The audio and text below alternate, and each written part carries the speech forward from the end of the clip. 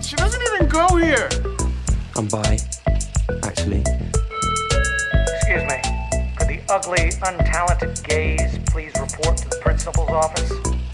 Hi, I'm Kurt Homo, and I'll be auditioning for the role of kicker. Hello! Welcome to Not So Street Nerds. My name's Alicia. And my name is Luke. And today we're finally talking about the Pitt. Woo! We finally finished it. I actually finished it probably a week ago. A hot second ago. Yeah. But we've had some other things to film, so here we are. We're talking about it now. Yeah. It's going to be a fun video. We're kind of breaking it down in ways we haven't before, I guess. Because it's hard to talk about the show without really just talking about the entire thing. There's a lot of plot lines. A lot of plot lines, a lot of characters. It's a lot. We haven't covered a show like this before. I don't think so. Not with such a wide cast and a medical drama, and then that's what it's going to be. So, I don't know. It's very fun, but we enjoyed it a lot, so we're excited to talk about it. Absolutely. It was like an emotional roller coaster. Yeah. Very excited for season 2. Very excited. I think this is, I don't know. This show is something very special, and it's very awesome. I think so too. And it also, I think, is broken into a very mainstream sphere, which is really great. Mm-hmm. I've had people just from work who typically aren't into these kinds of things talking about this show, and it's crazy how popular it is. Yeah. Considering it's a Max thing. People love a medical drama, and this is a very uniquely executed one, so I don't know. Very fun. Okay, before we get into that. Yeah, vibe check. How are the vibes today, guys? I'm good. I already ate a little something, so I'm not starving. Because I knew we'd be filming late. So, yeah, I feel good. I'm excited to talk about it. I have no idea, where this episode's gonna go and how long it's gonna be. I couldn't tell you. So usually I have a rough idea, but I mean, this could be an hour. This could be 2 hours. I have no idea. No, absolutely. This is gonna be a very unique episode for us. Yeah, I'm excited. And I'm very excited. I feel like this is going to be very conversational. I feel like there's not a whole lot of structure to how we talk about this show because it's truly just all over the place, and it's very unique, I would say. Yeah. So it's hard to even kind of compare it to other shows, even within the subgenre of medical dramas. So I honestly can't wait to get into it. So let's go ahead and get that started. I wanted to start out kind of with, have you ever been super into medical dramas before? I mean, I definitely had a Grey's Anatomy time. I am not caught up with the show at all. But I got pretty far. I thought, I was oh, maybe I'm 8 to 10 seasons in, which in itself nowadays is a lot. I was beyond that because something that I was I definitely saw that storyline, and then I probably saw 2 or 3 seasons after that. And that was season 10. So I was oh, I guess I've seen more than I thought. 12 or 13 probably. I don't know. I'd have to go back and look. But I definitely had a phase where I really, really liked it. My cousins were into it, and so they were watching it one night. And I had, no context for what was going on. I don't even know what season it was in. But then I started from the beginning. And I just kind of went from there. So definitely liked that. I've seen, The Good Doctor. I know stuff about, but I haven't really sat down and watched it. I don't know if I've sat down and watched any other medical dramas. Mm-hmm. But Grey's Anatomy was fun. And this is very different from Grey's Anatomy. So, also in a fun way. Yeah. I don't know. What about you? I know, you were kind of hesitant going in because of medical dramas. So, I've never been super attached to any, and I've never sat down and, tried binging any. Yeah. So, and I've seen episodes of Grey's Anatomy.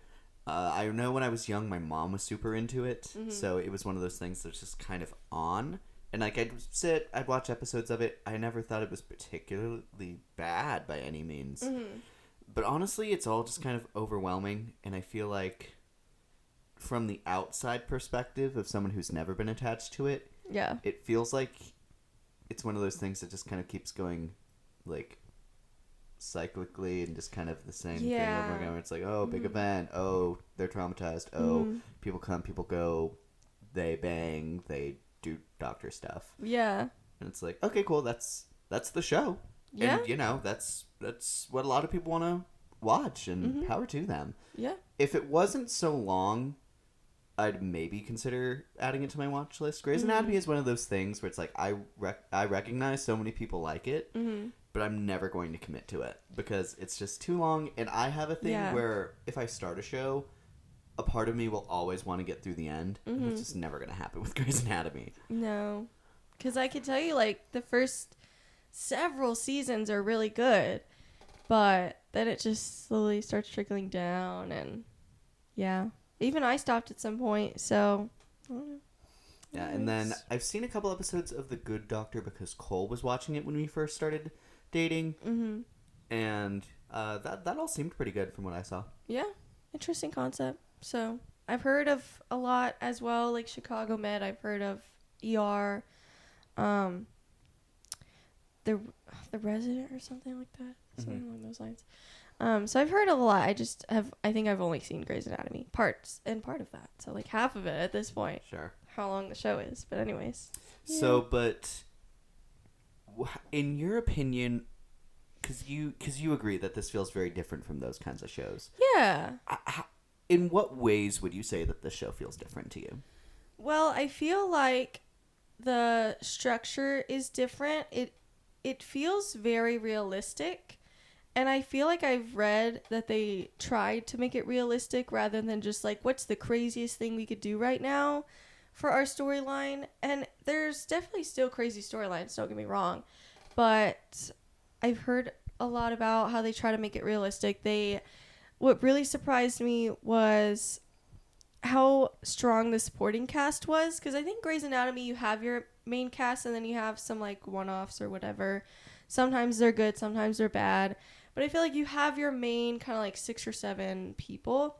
This show's like, I don't even know, like 20 people that I can name that are all really good.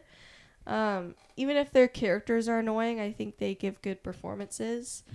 So, I don't know. That's very interesting to me. I loved that they broke it down by hour. So it's like you experience something and then you realize, wow, all of that happened in 1 hour. That's crazy. I would quit within the first hour.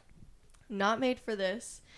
And then also just the prosthetics and all the makeup and stuff, I think was very well done.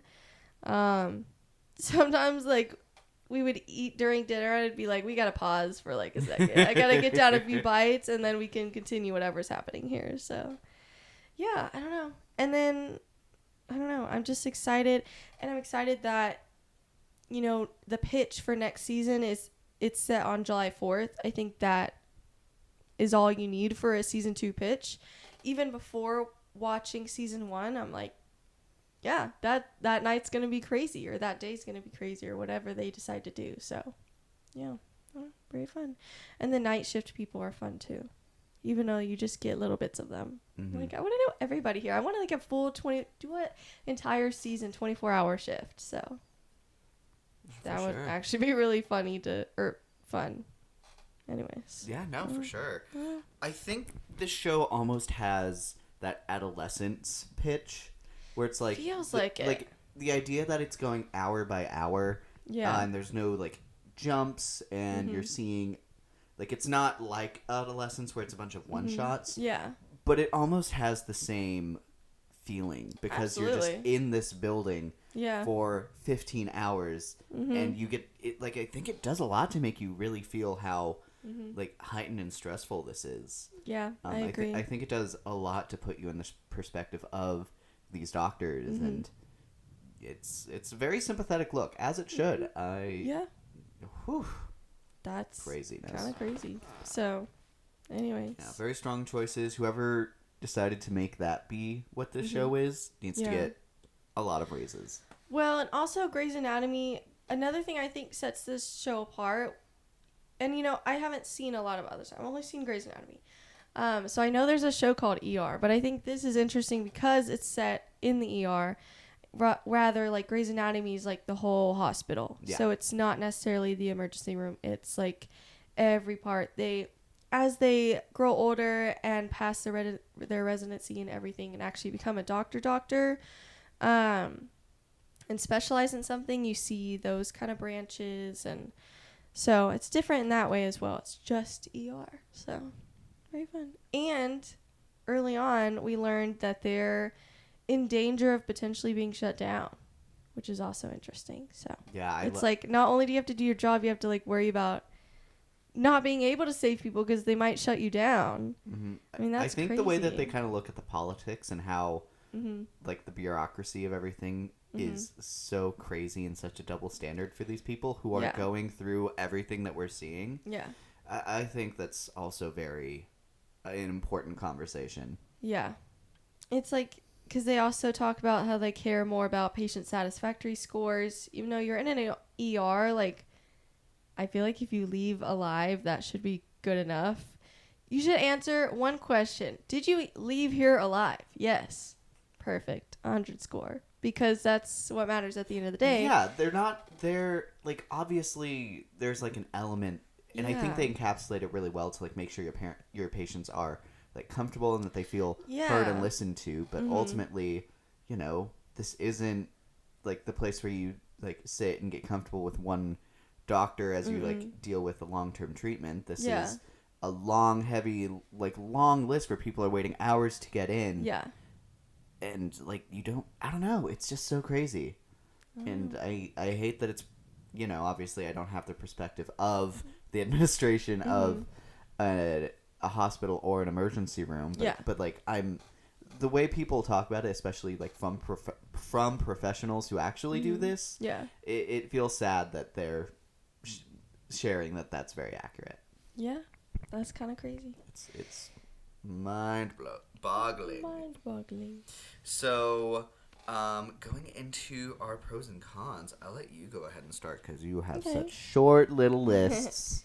It's hard to really like talk about the show without breaking it down. So, like, points for pros and cons, I don't know. It's just they're there, and then I want to get into the details. So, I could have really long lists if I list out every single thing, but then, that's the whole episode. So I'd rather just put like my overall thoughts and then talk about it later. But my overall pros is the cast. And again, we'll definitely break that down later a lot.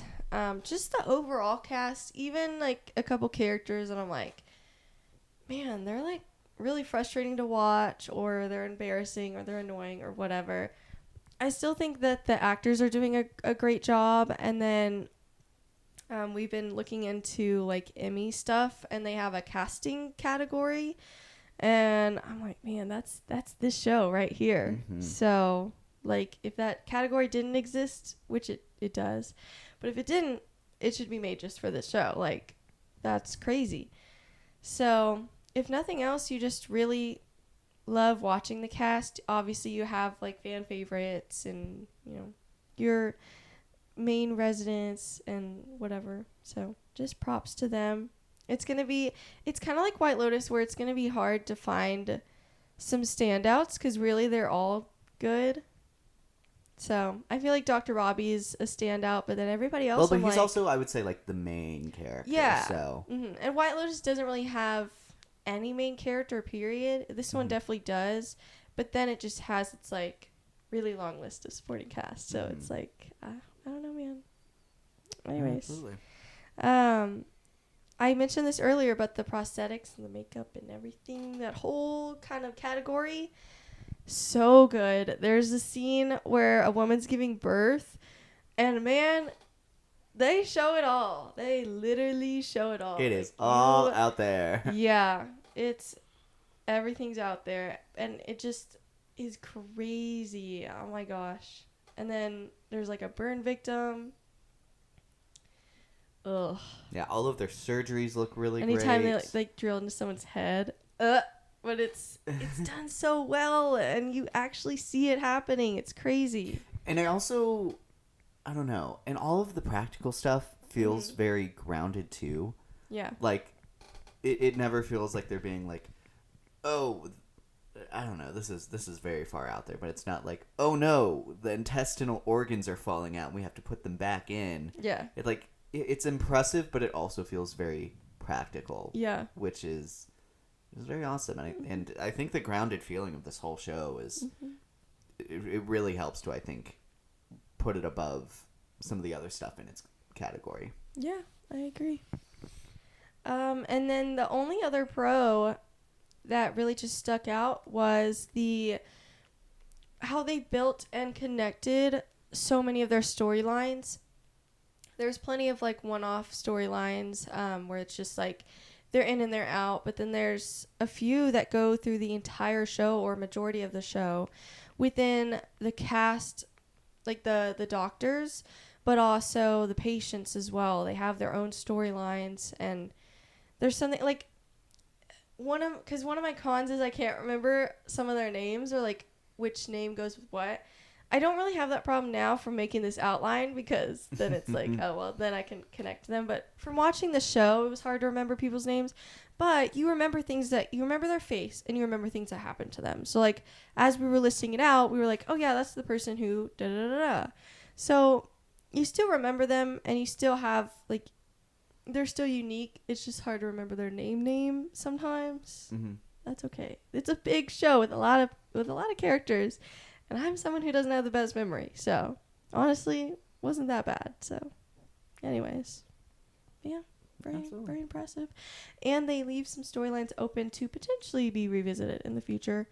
But, as we were talking about yesterday with Superman, which that video should be out by now, for sure. We were talking about, like, it's cool how you don't need to see these storylines again, but you could. Mm-hmm. They left it open for that. So, yeah, absolutely. Yeah. Anyways, those are my pros. Yeah. I have a handful more. Obviously, I also said the cast. Yeah. I think the casting here is phenomenal. Mm-hmm. And as long as you keep the casting director, I think all of the other seasons that this show potentially has are going to be equally as great. Yeah. I put the drama, but it's grounded drama. Like, you're seeing these really real people at some of their lowest points. Mm-hmm. And I don't know. And it never feels cheesy or unrealistic. And it just feels very, very real to life. Like, this is a place that you could walk into and potentially have to deal with these things. And for me, that really helps me connect to a lot of the emotion that they have throughout this. It's all just done so well. Yeah. The intensity, I really loved showing that you could feel them getting slammed throughout the shift. You could feel when things got a little lighter. Mm-hmm. I loved being able to feel exactly what, these doctors and nurses are feeling. That's like almost exactly what you want. It almost reminds me of Top Gun Maverick, where it's like, I don't know how to fly a fighter jet. Mm-hmm. However, I feel like I'm tracking everything about this mission really well. Yeah. And I feel like I understand exactly how difficult this is, and I can feel how they're trying to accomplish this, and I understand why they're failing. Yeah. Like, it feels like it's always really great when you can have your audience be clicked into what your cast is feeling. Yeah. Especially if they can't really relate to the actual reality of it, but you somehow make them feel it. Sure. Very impressive. I think another element that really works, and I feel like this might be something that's in all medical dramas, but because you have these like learning doctors there, and you have them constantly being asked questions and being asked to explain why things are happening, I think that's also a really great tool to make sure that your general audience member is caught up to what's actually happening on screen. Yeah. And it never feels like out of place or, like it was thrown in there to make sure that our audience is caught up. It all feels very authentic, which is really great. I also love they build towards a big event later in the season, which I will jump around because I don't want to spoil it. But they build towards something in the last like 3 or 4 episodes. And huge event, lots of patients. And it's like, oh my gosh, how are they going to organize this? How are we going to remember and like track what's happening? And it's not only are they using I'm guessing, which since everything else seems to be pretty accurate, I'm guessing accurate methods and procedures for big events like that, with the bracelets, the colored bracelets, and then also splitting up your cast that we've gotten to know through several episodes so far, and say you're with this team with this colored bracelets, like the critical people, the people who are going to die within an hour, the people that need to be seen but like maybe not right away, and then people that are already dead or can go home because they're fine, basically, you know. So they just organize it with the bracelets, but also, and they keep saying red bracelet or pink bracelet or whatever. Like they repeat that throughout the episodes, so you start to learn and remember which color goes with whatever condition. And then they split up their cast as well. Very fun way of organizing. Absolutely. I think the organization overall is really cool. Yeah. And then whenever that whole event kind of unfolds, it like locks into a very rigid one. Yeah. And I think that just overall works so well. The emotion, there are so many emotions. I love that obviously the patients are going through a lot of stuff, but I love it also showing how so much of that kind of wears down on these professionals that are expected to carry so much of this and give such bad news constantly. I love the highs that they show whenever things really work out, and you can see kind of the gratification about why someone would want to do this profession. But it does not shy away at all at how heavy and how like the emotional burden that these kind of professionals have to go through. Yeah.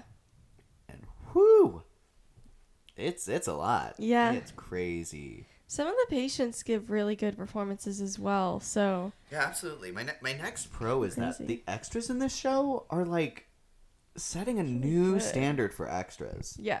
And that's, like, not even including, like, the actual, like, actor guest stars that are coming on here. But, like, there's not, like, a single, like, performance, like, no matter how small, that feels like I'm being taken out at all. I don't think so. It's... Even, like, there's patients that you don't like, but... It doesn't take you out of the performance or the show, so yeah, it's just really well done. Like, so truly, like, if I ever feel like an extra is doing too much, I'm gonna be like, watch this show and take notes. Yeah, because like this is like we talked about the casting, but like literally top to bottom, like it feels like they found like the golden level of casting for like every single level here. It's so impressive. Kind of crazy. Even the rats. Yeah. Those rats did great. Yeah. And then there's some amazing chemistry. Yeah. And that's not even just romantic. I would say there's like one or two sets of characters that possibly have some chemistry. There's definitely one. Yeah. But everyone else has such like friendship and buddy, quick, witty, on the go chemistry. Yeah. And like it feels like this is a place that you're stepping into, and everyone has these like strong connections. They do really good at showing which ones are stronger, which ones are still forming. I love how you can feel some of these bonds forming over time. Yeah. Throughout this super long shift, it all just, it's just so impressive, and it really makes it feel like you're in like this like bubble. Oh, yeah, so cool, so cool. Great fast pacing. It goes through a lot of stuff over 15 episodes. That's about 15 hours. And it never feels like you linger too much on something. I feel like everyone eats their scenes really well, and then is easily able to go on to the next thing because that's what you have to do in this profession. Yeah. So it's truly almost never a dull moment. Oh, it's so cool. Yeah. Seemingly very realistic. We talked on that. And then the effect work. It is, like, this is some award-worthy effects. So, yeah. If it doesn't get recognition here, that's insane. Yeah, I totally agree. And I do hope... I'm not going to sit here and say that... I don't know how to say his name. Noah Wyle or Wiley? Noah Wiley, maybe? I don't know. The main character, Dr. Robbie. Noah Wyle, I think. Wyle. I hope... I'm not going to sit here and say that he's a shoo-in for lead drama actor, but I do hope that he gets recognition for it, whether or not he wins. He better get a nomination, if nothing else. But I think that, unfortunately, this performance could potentially be overlooked just because it seems so natural to him, and it seems to flow really well, except for like one scene when he kind of like it comes to a head a little bit. I'm trying to be vague. But it's just so good, and he doesn't have a ton of moments where he gives this like big performance that's like that's the scene that you would nominate him for, because I feel like he gives that throughout the show. Just the entire show, he gives such a great performance, and it's like I can't even point to one episode or one scene, because I'm like right now I'm thinking of multiple scenes that I would nominate him for. So it's just like it's really just the whole show and his whole performance. Man knows how to give a monologue, especially as a character that doesn't know how to give a monologue, and yeah, that is so great. Yeah, I don't know. He gives such great subtlety. So good. He does such great face acting. Yeah. Like he sees people doing stuff, he knows, and he like reacts how that needs to be done without being even saying anything. And he like treats every character like very uniquely. Yeah. He has such a great like head like just above water kind of thing going on the entire time. Clearly, kind of the making it up as we go along. Yeah. But we have to go along. Yeah. Kind of thing. It's And his character's written very well, because it's like he's not a perfect character either. You definitely have moments where you disagree with him or don't like how he handles something. He treats certain characters maybe better than they deserve and sometimes worse than they deserve. It just his arc is very intriguing as well. So, yeah. And you feel his loss for a character that you never get to meet. So, I don't know. Yeah. And patience he loses, and it's just crazy good. Quick and non-spoiler cons. Okay. Let me scroll up to where mine are. Okay. It's hard to do this one-handed. I think you covered both of them a little bit. I did. So my only two are I still can't remember some of their names. I said most of their names. Now I'm like, I remember most of their names just from doing this outline. I definitely got like the higher ranking ones and then my favorites down pretty quick. Yeah. But I still don't remember, like, I remember Mateo Diaz, one of the, like, nurses, I think. I think he's just a nurse. Not just a nurse, but anyways. But then a couple of the two gossipy ladies, I want to know their names. I know one's name is Princess. I forget what the other one's name was. Oh, okay. Yeah. I want to know more about them. But they were awesome. They were queens. Yeah. They left their mark. That's what we're saying is, like, everybody left their mark in the show, didn't overstay their welcome. Like, they just had the perfect amount, and they did, a great job with that perfect amount of time. So, writers and actors alike did a great job. Some of the characters are a little bit insufferable. Now, I'm thinking of one, we're probably thinking of the same person, that in the first several episodes, we were just like, oh my gosh, they kind of, like, dampen the show a little bit just by being on screen, because they're just so, like, hard to watch. But I feel like she grew on me a little bit. I feel like I have two that I feel about that. One of them I know you were a lot harsher to at the beginning than I was. Yeah. And I, like, kind of love that character now. I wish I did. I still think she's kind of a jerk. But, yeah, I don't know. Maybe love is too much, but I greatly enjoy her on screen. I appreciate and respect her in certain ways. And I'm still waiting for her to have a arc where she kind of, like, grows up a little bit. So, yeah. Anyways. But anyways, any other last minute cons to add? No. I think we're good. Some of my cons, sometimes this show has really great cliffhangers. Sometimes it feels like they maybe didn't know exactly where to end things, and so the endings feel very, like, abrupt. And those are very different feelings. It's I would say it's not just a once or twice thing. I would say we're looking at maybe like 4 or 5 of the episodes feel like they end on an odd note. I definitely can think of one with Dr. Collins. I forgot what happened, but I think they like cut it off right after she says a line. But it's not like, when you watch like plays and musicals, I love when they eat that final line right before intermission where they're like, and he's dead. and the lights like turn off. But that's not what happened here. I feel like maybe that's what they thought was happening here, but it was like it almost felt like she yelled a line and then was about to say more and it just ended. And you were like, oh, okay. Just let her eat. Like, she was about to eat that up and then you just cut her off. That's so rude. You moved that spoon out of her hand, so now she can't eat it up. Dang. You know, it's all over the floor. But, and then one of the characters kind of gives the vibe that maybe they shouldn't be a doctor. And it definitely is meant to be that way at the beginning. And I can kind of forgive it at the beginning because it's one of the interns and it's their first day of like shadowing and being a student doctor. So like, you know, obviously they make a lot of mistakes throughout this first season. It's their first day working in this kind of environment, and it is a crazy environment. But there's definitely some things here and there that feel maybe a little bit too like, are you sure this is the profession you want to be in? Like on a very like level basis where it's like, you know that this is like the most standard thing that doctors do, right? Yeah.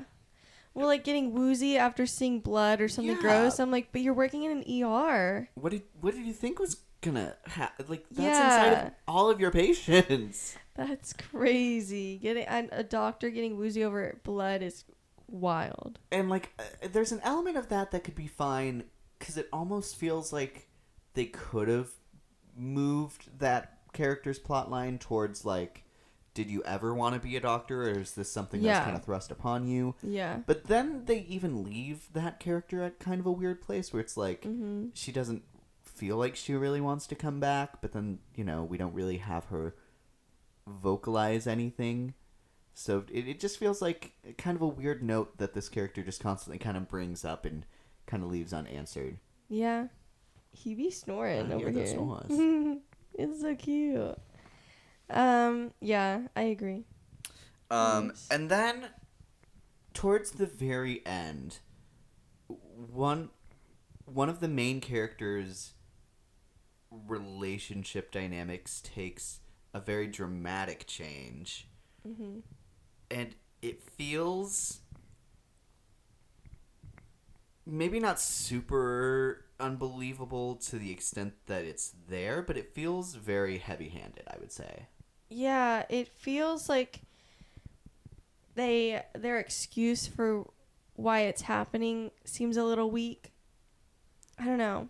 I understand that it's a response to grief and you have to put the blame on somebody, but it just seems like it kind of comes out of nowhere. And this character was really nice before this, and so to see him like treating one of our favorite characters poorly, it's like, it's just frustrating to see, if nothing else. Yeah, like it drives that character to a very unlikable place, which is unfortunate because that character had been going through some really horrible stuff. Yeah. But then also, like, it feels like you shouldn't have to watch the Pitt to understand this. Like, the right way to go about it. Obviously, we're not in those shoes, and that's a completely different situation when you're in there. But I don't know. It feels like if that was done maybe a little more subtly with kind of what that relationship dynamic changed to, it would work more effectively. Yeah. Like if it was more like internal anger and more like just overwhelming sadness than what we got, then I think it would have worked really well. Yeah. And I fear, considering how great a lot of the other emotions and relationships specifically in this show are phenomenal. Unfortunately, especially towards the end, it's an unfortunate little stumble for me. Yeah, I think that's fair. I don't know. It's really hard. It's just frustrating to watch, and I don't know where they're gonna go with that next season. So, I don't know if at all. I don't know why he'd show up again if he doesn't like the guy. So, I don't know, man. No, we'll see. So before we get into our spoiler talk, I wanted us to go ahead and rank our top 5 season 1 Pitt characters. Ooh. I can't wait. What do you mean? He's awake. No, doing great. She's a baby. He deserves to be cuddled. Does he? Yes. Or has he brainwashed you? What? Look at this heathen. Don't let him talk bad about my cat.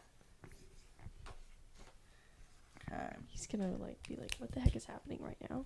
I can see what's happening. All right. Okay. So, I'm going to start at number 5.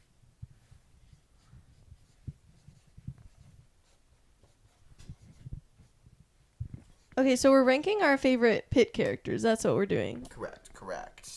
Our top 5. There are 12 main ones that we listed, but we're doing a top 5. Absolutely. We Okay. can't go super into the specifics on a lot of these, but we'll maybe jump around some of the spoilers on them. For Yeah. why we like them so much. So, Yeah. do you want to go ahead and give our first reveal? Your Okay, number 5? so my number 5 is Dr. Mohan. I forgot how to say her name. Mohan? Mohan. She's great. She's like, they call her the slow-mo in the show because she takes a long time and does like basically one patient at a time, which in an ER, is not ideal. Not optimal in any And they case. definitely discuss that a lot.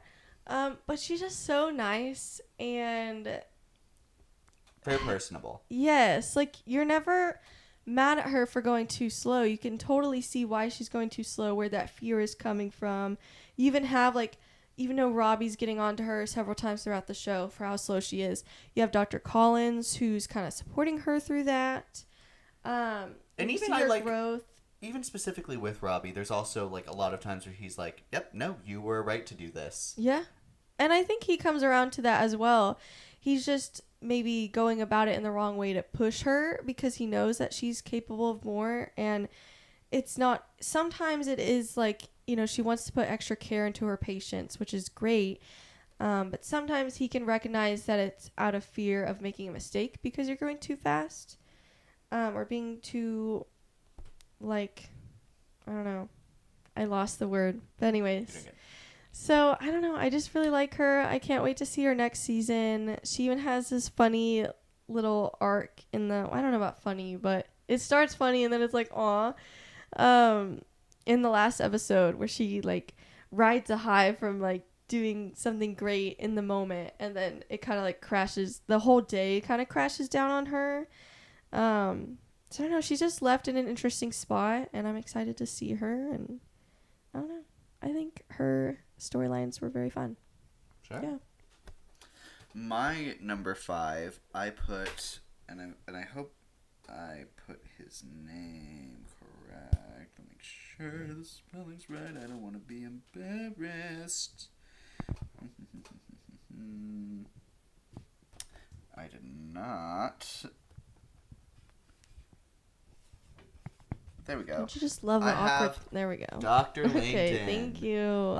I think he came into the show, him and Dr. Collins, and they both had such an amazing presence in this show. Yeah. They had a lot of authority. They had a lot of great dynamics with the other staff who had been working here before. Yeah. And I really liked specifically him and Dr. King's relationship. Mm-hmm. I thought they had something very sweet going on. Yeah. I liked how direct he was, and how kind of in charge he was whenever he took over one of those trauma centers, or the trauma rooms, I think is what they were called. I don't remember. Like Trauma 1, Trauma 2, or Yeah. whatever. Mm-hmm. But no, I super liked his dynamic. I thought him and dealing with getting the dog, and everyone was like, "You shouldn't have gotten that dog." Mm-hmm. That was funny. I thought he had a lot of fun stuff. He goes through a very interesting arc, and it was really unfortunate to see. I think Yeah. it puts the audience in a very similar place to some of the other characters where you have to kind of see him deal with the consequences of stuff that he does. Yeah. And while you hate to see a character doing that, I applaud this show for showing that even if you're very liked, you still have to face the consequences of that. So Yeah. I just hate the storyline because I hate that the bully character is validated, because Dr. Langdon was one of the only characters that actually saw her and treated her for what she was, which is a bully. She's just straight up rude as hell to like everybody in the show, including her patients. So sometimes she's nice. Like towards the end, she's nice, but she has layers for sure. She has like, you know, like there's things there why maybe she partially acts the way she does. It's definitely a front for things she needs to deal with. But it is still very frustrating because she does like bring that. If that was just her personality, that's one thing. But she also makes a lot of rash decisions from like having an inflated ego. And I loved that he was one of the only people to kind of like criticize that. And then she starts to suspect him for something at that same time and then is actually right. And you just hate to see it. Very frustrating. But anyways. Yes, you are number 4. My number 4 is Dr. Robbie. Love him. I only put him this low because there were a couple things I didn't like that he did. Like, I don't like how he handled the David situation. But I am glad that they explored that he was maybe not 100% right and how he dealt with that situation. And there was something else. Oh, well, because he was kind of mean to Dr. Mohan one time or a few times. So I'm like, okay, you're taking your anger out on the wrong person. So anyways, but everything else, what a king. No. And he's really good at his job. So there you go. And he ate Gloria up every time they talked. So there you go. Perfect. I put at my number 4, I have Dr. King. I thought she was so sweet, and she brought such a different energy into this ensemble. Yeah. It felt super unique. I loved learning more about her and her sister. Mm-hmm. I think her dynamic with her sister brought in a lot of unique emotions into some of the patients that she was dealing with, mm-hmm. and made those hit even more. Yeah.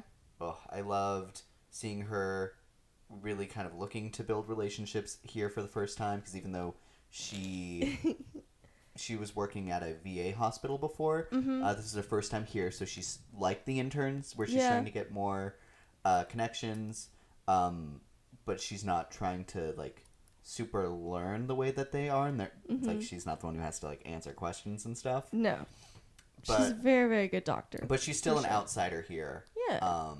And I really like the way that they kind of see her, and I love her interactions with everyone. Very, very fun energy in the show. Very fun. She has some great storylines for sure. Absolutely. My number 3 is Dana Evans. Love Dana Evans. She's like I think they call her the charge nurse or charge doctor or something. She's basically like the glue that holds everybody together. Absolutely. The one episode where she's like a little bit out of commission, it's pure chaos. So she's so incredibly needed in that hospital. And her energy like changes to like perfectly match whatever is needed. She's such like the mom of the ER. Yes, that's a great way of putting it. Like she really is just like, she is the glue that holds everybody together. So, and she's just so kind and she's sassy and like I don't know what the word is. Like bold when she needs to be. I don't know if that's the right word, but like she stands up for mm-hmm. people when she needs to. So I don't know. She just does all that very well. She just has such a personality that you just can't help but fall in love with. So there you go. Sure, absolutely. Yeah. My number 3 is also Dana. Absolutely love her. She knows when she needs to call it like it is. She knows when she needs to kind of let people figure things out on their own. Yeah. She makes sure that people are tracking what needs to be done, and she is a really great sounding board specifically for Dr. Robbie, and a lot of the other doctors as well. Mm-hmm. There's an arc that she kind of has to get through that's really hard to watch. Yeah. I think she has a stubbornness to her that's very real. Yeah. And you kind of see a little bit beyond that kind of like strength wall that she puts up, and that's very heartbreaking to see. Yeah. But you feel a lot of things for Dana. Yeah, because it's like I love that they show that even the smartest and the strongest and most like experienced doctors and nurses are very much still affected. Like, the newbies constantly ask, how do you deal with all this stuff? How do you, like, do this day after day, year after year? And it's just, like, one day at a time, like, one patient at a time. You just have to. And then sometimes it does get to you. Like, you have ups and downs. You have patients that affect you more than others. And, yeah, it's hard to watch that. But I'm glad that they talk about that, for sure. Because it's not... They never say it's just a thing, like, you, like, get used to and it doesn't affect you very much. Like, you don't get used to the chaos, but you expect it to come and you just have to, like, deal with it head on. And it can still hurt and still traumatize you, and sometimes it does get to the point where you quit. So yeah, it's just taking it day by day until you can't anymore, I guess, for some people. Sure. So yeah. Your number 2. My number 2, and I did number 1 as well, because do number 1. Oh, okay. I guess I don't have to do number 1. You don't have to do number 1 for right. this one specifically. Okay, good. I'm really curious if our number 1s are the same. Probably. My number 2 is Dr. King, because I love Dr. King. Mm-hmm. I think she's just so sweet. I loved the storyline where she was helping that girl grieve for her sister and the teddy bear. I love the storyline where she connects to the patient with autism because her sister has autism, and that kind of sprouts the whole her and Langdon connection, which is really sweet to see. She's just so incredibly kind and so smart, and it's just so fun to see. And I don't know, it's really funny. Not funny, but it's like interesting to see how she deals with overwhelmingly situations as well. It's such a different reaction than others. But it's just like she's still doing her thing. She still goes on. Even if she's a little more quiet about her reactions, you can definitely still see it affecting her. And I think that's just so interesting to watch, and I just love her so much. Absolutely. So she's so easy to love. Yeah. My number 2, I put our main man, Dr. Robbie. Heck yeah. I think he gives such a great performance. I think he, overall is a great leader. I think obviously in such a high-paced environment, you make mistakes. Yeah. I think you see him have to deal with it. And I think a part of being a leader is, having to deal with when you're wrong and how you deal with that. Yeah. I love that the people that he's close with are able to come up to him and be like, hey, are you sure that you're doing the right thing here? Because from the outside, it doesn't super look like it. Yeah. And he still makes mistakes. He still is human. Like I said, he can give a monologue as a man who doesn't know how to give a monologue. And sometimes they really land. Sometimes they laughably don't land. Like when Whittaker's phone went off. And then also, I think the other one was when the fight broke out in the waiting room when he was talking about a kid dying. And then he was like, okay, let's dress this in like the middle of the speech, because it's just, that's how it goes sometimes. He's like, okay, I had a good speech, but now there's a fight in the waiting room. So let's go dress that. Bye. Yeah. He just has a chemistry with kind of everyone, which is really impressive. Mm-hmm. Yeah. And I don't know, I think he has such a leading man energy. Mm-hmm. And he has such kindness, but like tiredness, let me do my job kind of thing. It all just works really well for me. Yeah. And he challenges patients too. I feel like usually he doesn't go too far. I think towards the end when he's struggling with something, he goes too far, like with a lot of people, and they call him out on that. Mm-hmm. But a lot of times with his patients, he doesn't go too far, and he does what needs to be done to get them to make the right decision, because some of these people, in their fear of letting go of their loved ones, they make some decisions that would really hurt their loved ones. So there's a few examples of that. So, and I like that he challenges them about that. Absolutely. He's like, at the end of the day, I know it's hard, but I'm just trying to help you and save your life, and that's what I'm here to do. You don't have to be happy about it, but that's my job. So absolutely. Yeah. And I now I'm going to say 100% sure that our number 1s are the same. Oh, yeah. 3, 2, 1. Whittaker! Yeah, absolutely. He's just so great. Like, what what a definition of baby girl. She's Whittaker so is. baby girl. Like, he's a good doctor. He's very compassionate. I adore that they had him follow up with that storyline. I'm gonna try to be vague. Yeah. With one of the patients that let's just say causes him to get new scrubs. Sure. But then he follows up when he realizes like how they can help him, and he's like, "Oh, I want to join this team to personally help him and like go to him rather than him having to come here." And you know what? I just connected why he would really want to do that. Mm-hmm. And that's actually really smart. I never connected that yet. Yeah. And then where they leave him off, I think, is really interesting. I don't know. He's just, what a great character.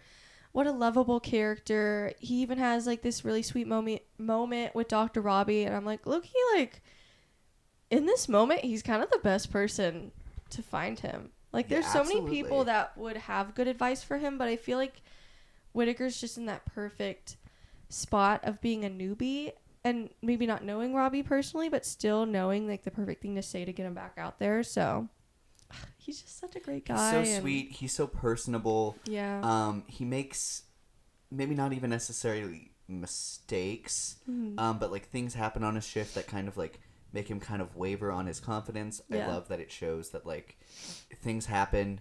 That doesn't mean that you're bad at what you do. That means you're just in this field, and that's gonna happen. Yeah. And they keep putting him through it.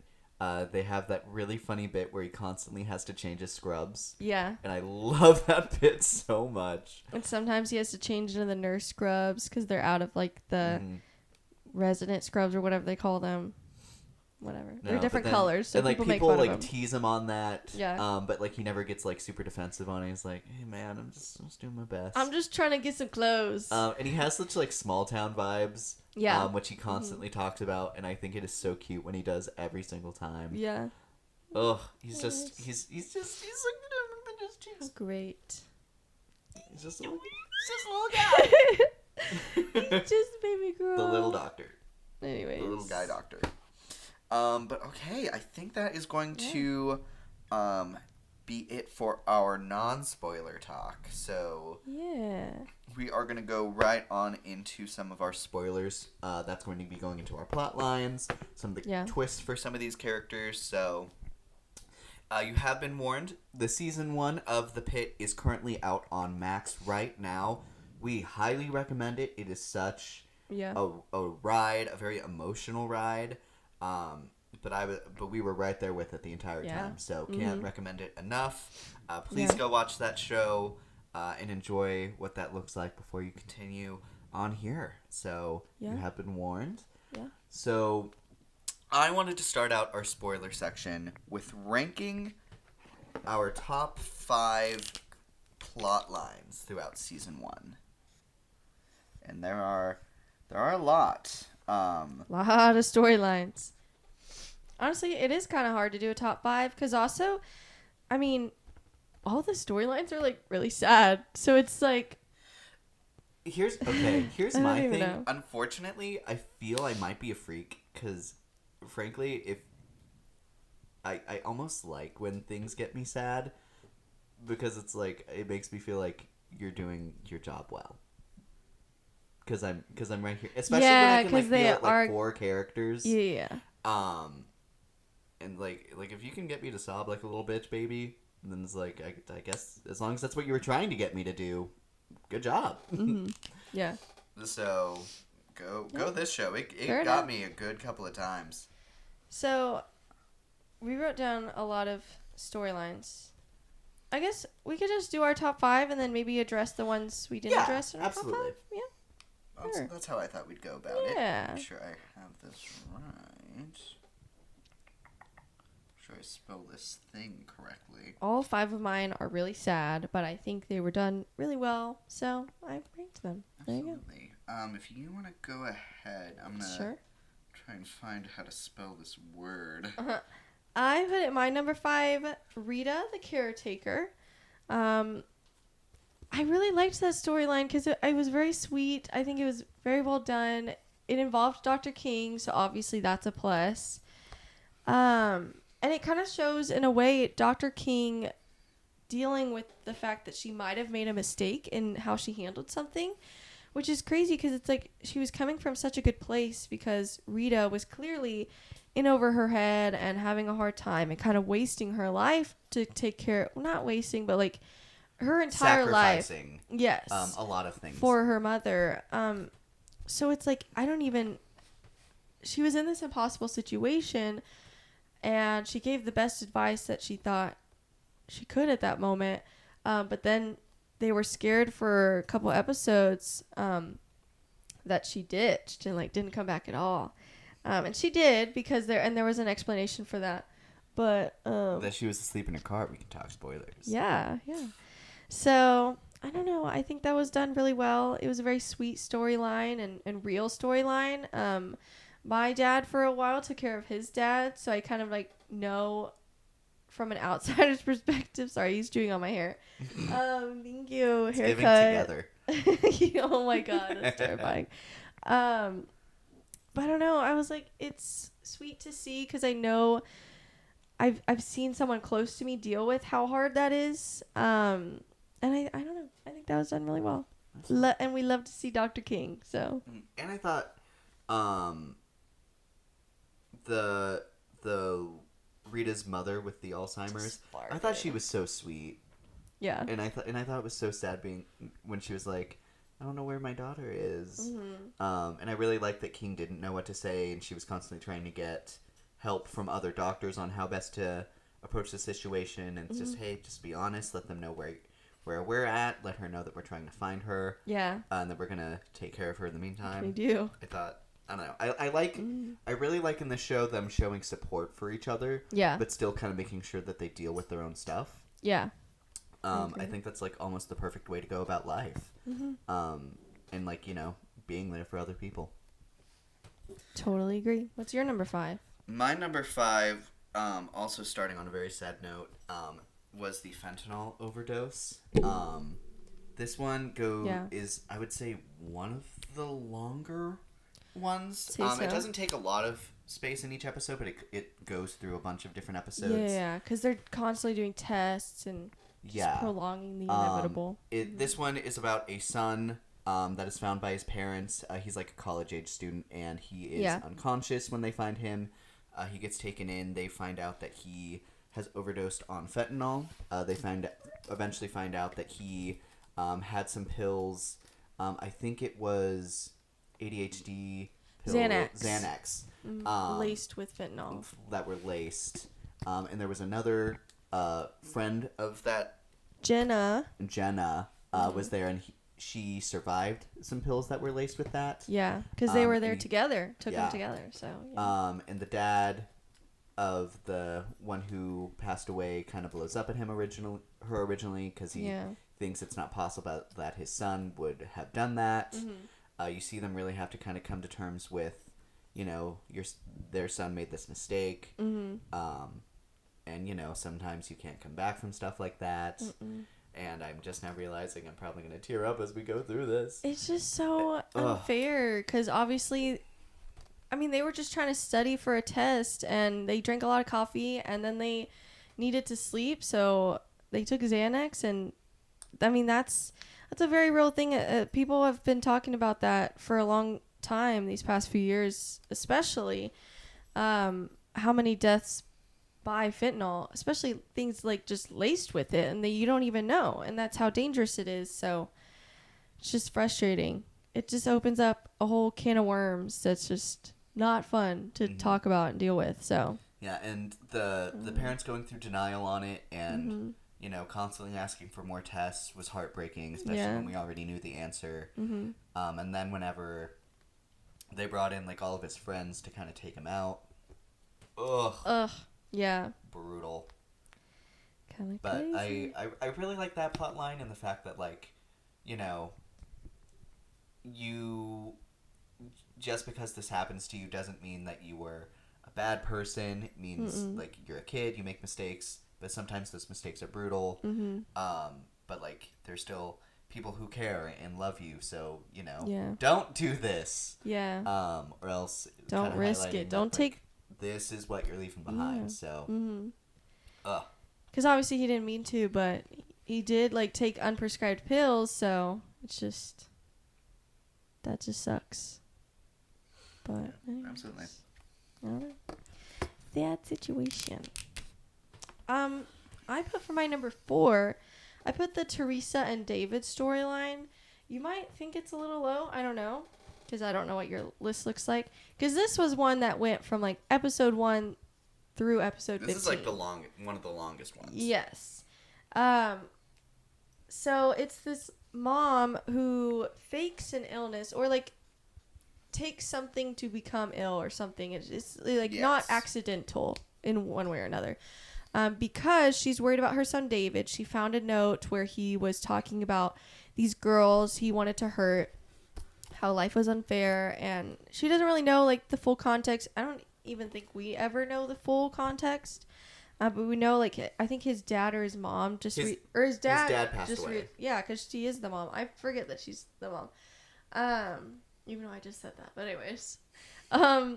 So he's going through a hard time, and then I guess something else is going on to where he's, like, blaming a group of girls. I don't know. And she's trying to get him help, but he recently turned 18, so they can't... admit him into anything without his permission. Since we're in spoiler territory, they are able to later on because of some things that happen. You know, they have like enough proof, and then they have enough people sign off on stuff. I think he's still 17 because it's the thing that they couldn't do it without her admitting that he needed help. Oh. And then he was gone before she could do that. And then whenever he was in custody, she had to be like, I signed this, so you have to stay. Yeah. So that's just unfortunate. But it goes through like a long storyline, and then like an ambulance gets stolen, and we're like, what if it's him? What if he's just like going crazy? What if he's crashing out? I know. And then there's an active shooter storyline at a music festival. We're like, oh my God, is that him? And then they even raised that question in the show. So I just think that whole storyline, it goes on for a while. I do think they kind of not forget about it, but I forgot about it for a second. Yeah. Which is why it's number 4 instead of like 2 or 1. But I still think overall it was done well. And I like how it branched off into exploring how Robbie maybe mishandled it versus Dr. McKay trying to handle it in her own way. So yeah, I don't know. I will say that one's not on my list. Okay. I do think overall it's done really well. Mm-hmm. I think the McCrae versus Robbie approach to it, I fear the right answer, like most of the times, is somewhere in between. And I feel like the fact that neither of them were really willing to budge on that. Well, he did. I mean, eventually, but... Yeah, it took a while. But then, he was like, yeah, maybe, like, you're right. Maybe I mishandled it. Like, I just, thought I wanted to protect him, but I wasn't thinking enough about the girls. And so, yeah, I don't know. Yeah. And I will say, overall, McCrae was way more right. McKay was way more right than I would say Robbie was in that situation. And the fact that it's like, he needs help. Regardless, he needs help. And in any case... It's at the point where if the parent is this concerned about it and we know that there's things that indicate him possibly being a threat, if he's not a threat, then what are we risking here? Yeah. So, and it's like, it's not even a point where I think, like, if this is some kind of misunderstanding, it's going to be something that ruins his life. I don't think I would agree at that point on almost any part of what could happen if he wasn't a threat. Like if he just needed help dealing with his emotions, or if there truly was some kind of bullying situation he was a part of, which I think is why he was making that list. Yeah. Then like, he needs to find a better outlet for that. Yeah. And even if like this was just like a dumb thing that he did and there was some like other meaning to it. Yeah. It's like, cool, then that was a whatever thing, and we can get on to the real root of his issue, and then he gets helped.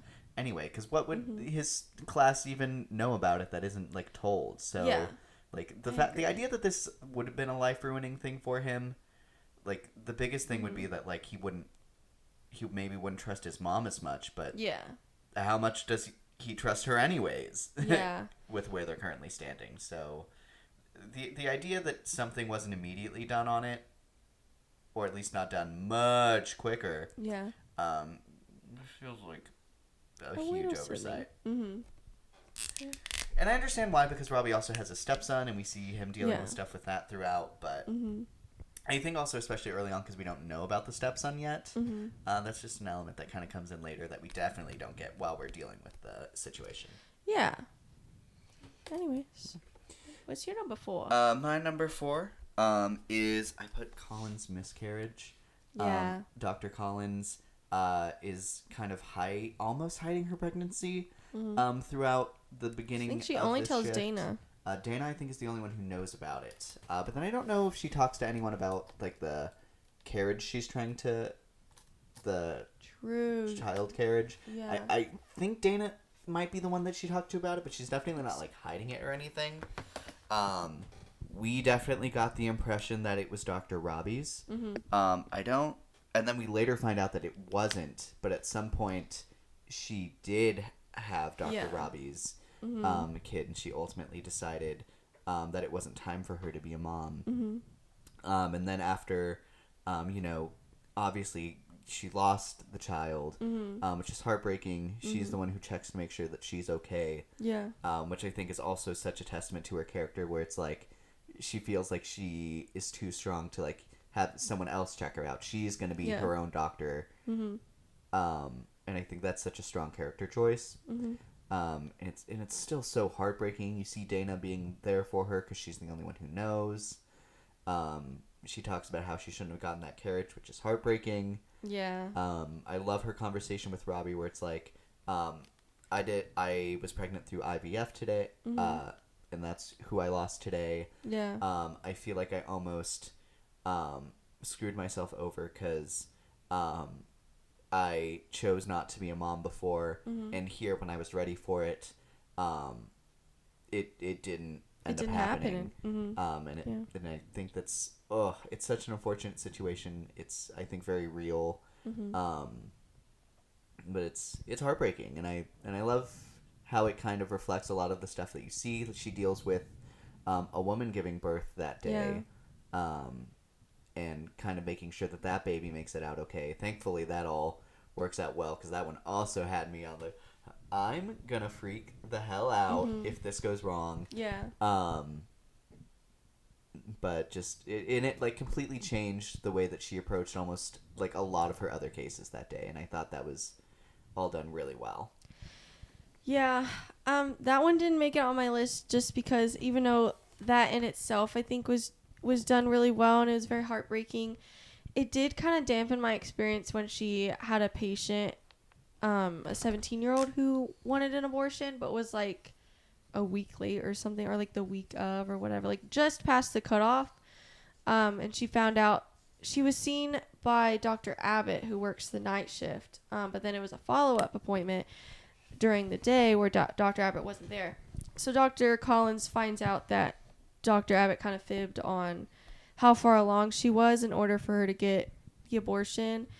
I still feel like that was handled kind of I think that there's a bigger weird conversation there, because if that does get found out, and as we learned, there was a mom that if that happened and things didn't end out the way that they were, that, the hell would have been raised there, and if she had signed off on that, she could have lost her license on that.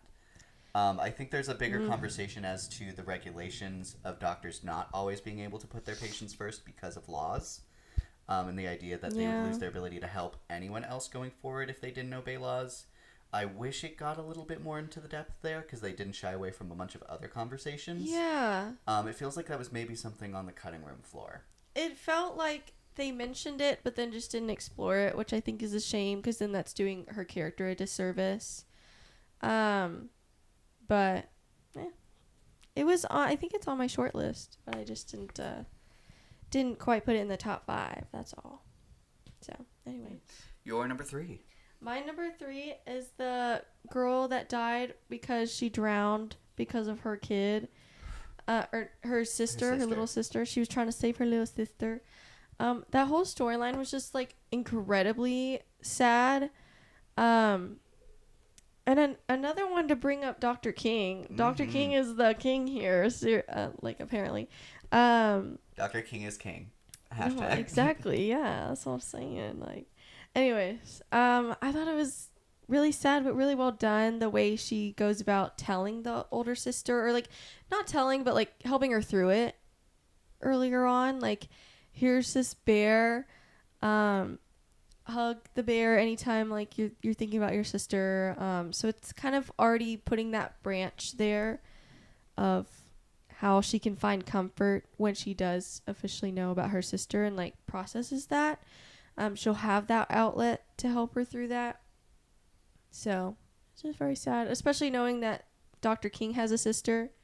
The sister's alive, but still, like, I'm sure she felt that on a certain level. So I don't know. It was very sad, but I think really sweet. Yeah, my number 3 is also the drowned daughter, and sister. Yeah. And then that actress for the younger sister that was saved.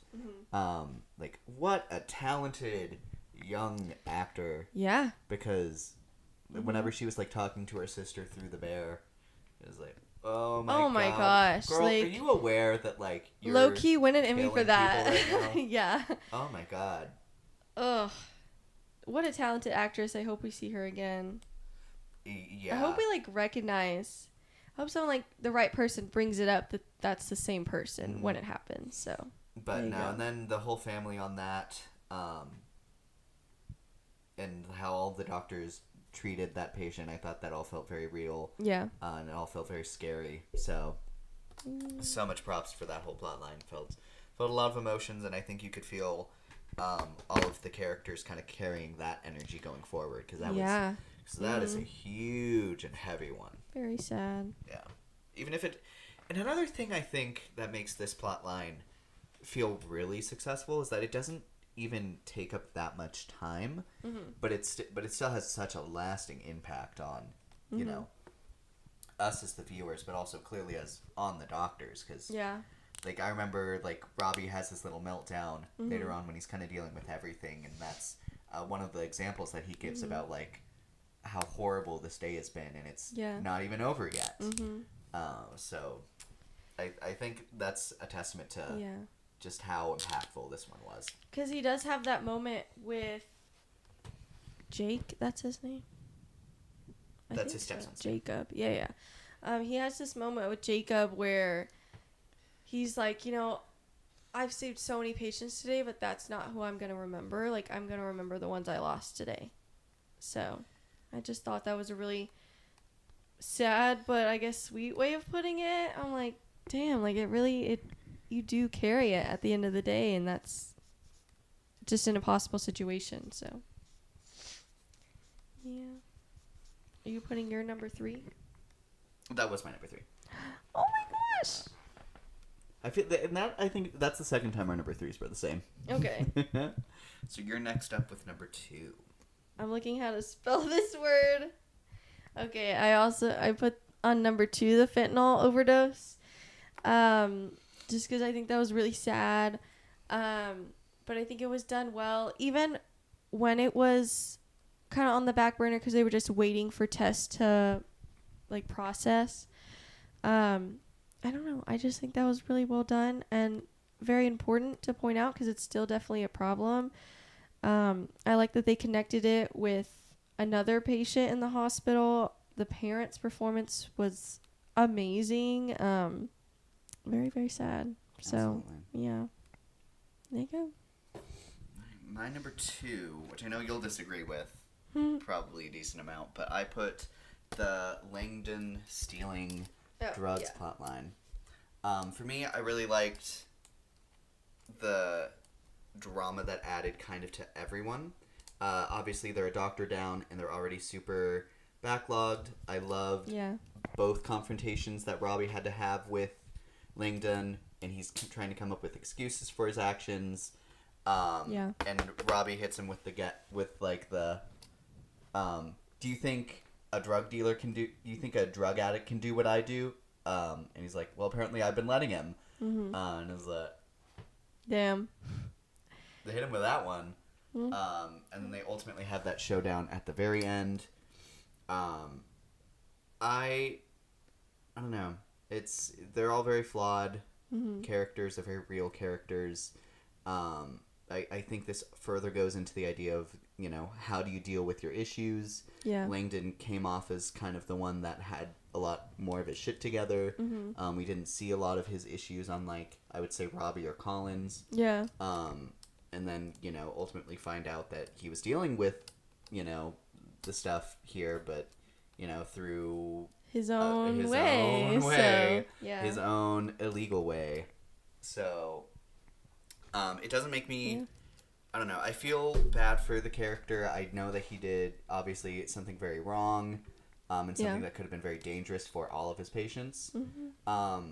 But it's done still in a way where I don't hate the character. Mm-hmm. And I also appreciate the drama effect of Dr. I think it's Santos. The way she kind of went about it. Obviously, she's very egotistical. She came in very high energy, trying to make a name for herself.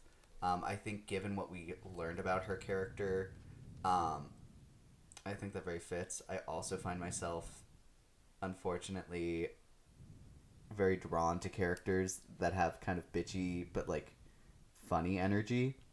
Like, not everyone can handle, like, Santana's Glee from Glee. I almost loved Santana off the bat, even though she was really mean to everyone. If you can be a bitch and funny, you get a pass for me if you're fictional. That's an opinion. But, so I don't know. I understand that takes away a lot of that plot line for you, but for me, it works. And the idea of having to, like, stand up to, and, like, call out someone above you doing something wrong, that's a very difficult thing to do. And I like that it showed that it's a very difficult thing to do, and how to do that without, you know, losing your thing. And is it a misunderstanding? Is it not? I don't know. I really liked it. I don't know.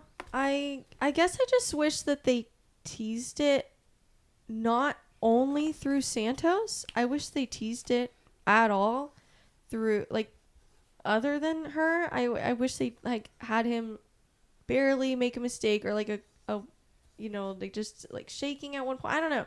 I wish I had, like, a tiny bit of signs with him and Santos, because the frustrating thing, which I think why I didn't like it, is because Santos is just such a jerk that you know, at the end of the day, at least Santana had some other, like, I grow towards Santos a little bit towards the end, because that's when they finally give her some other like likable traits, like when she's kind to that kid who was suicidal, when she offers Whittaker a place to stay.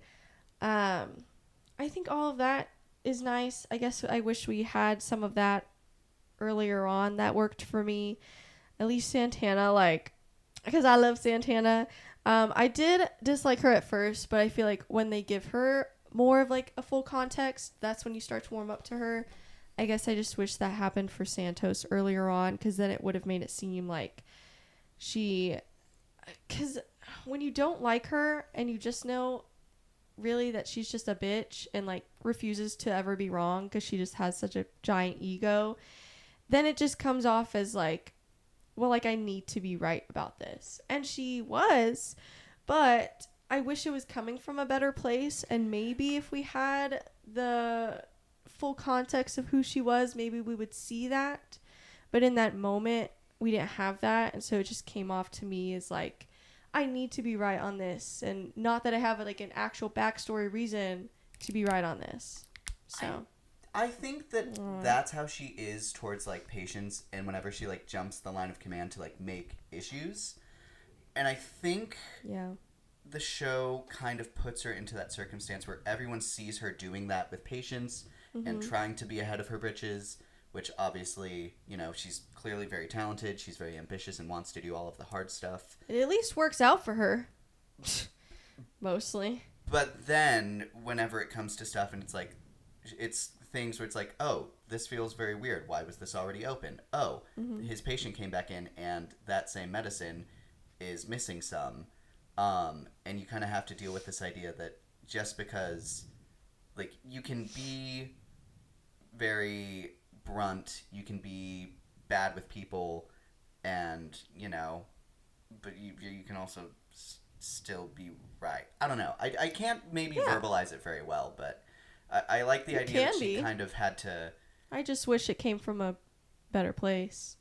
But that we knew it came from a better place. I don't think she wanted to be right. She was off-put, and then he wasn't... I think she did. He was trying to, like... He was gaslighting her on why it was like, sometimes they're like that. It's like, nope, they're not actually like that, says everyone else.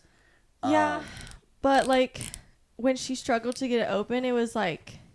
She was just, like, spiraled, because she's like, that just can't possibly be my fault.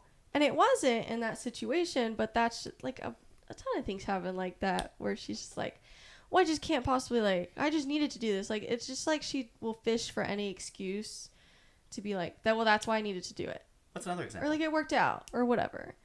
Like, when she's dealing with patients and she's like, well, I need to do this to, like, save their life. And I can't take 2 seconds to, like, ask anybody about it. And it's just frustrating how it seems to be working out for her. Even if it is the right thing to do, it's like nobody else is doing that as often as you do. It's like, I don't know. I just hate when people have big egos and then they, like, stuff works out for them. Very frustrating to see. Even if they are talented, it's like, just stop being a bitch and, like, stop having such a giant ego. And, like, because there are other doctors that are really smart and stuff works out for them, but they're also a kind person and nice and don't make everybody else around them feel like shit. So, I don't know. You can have both. She doesn't yet. So moving on to your number 1.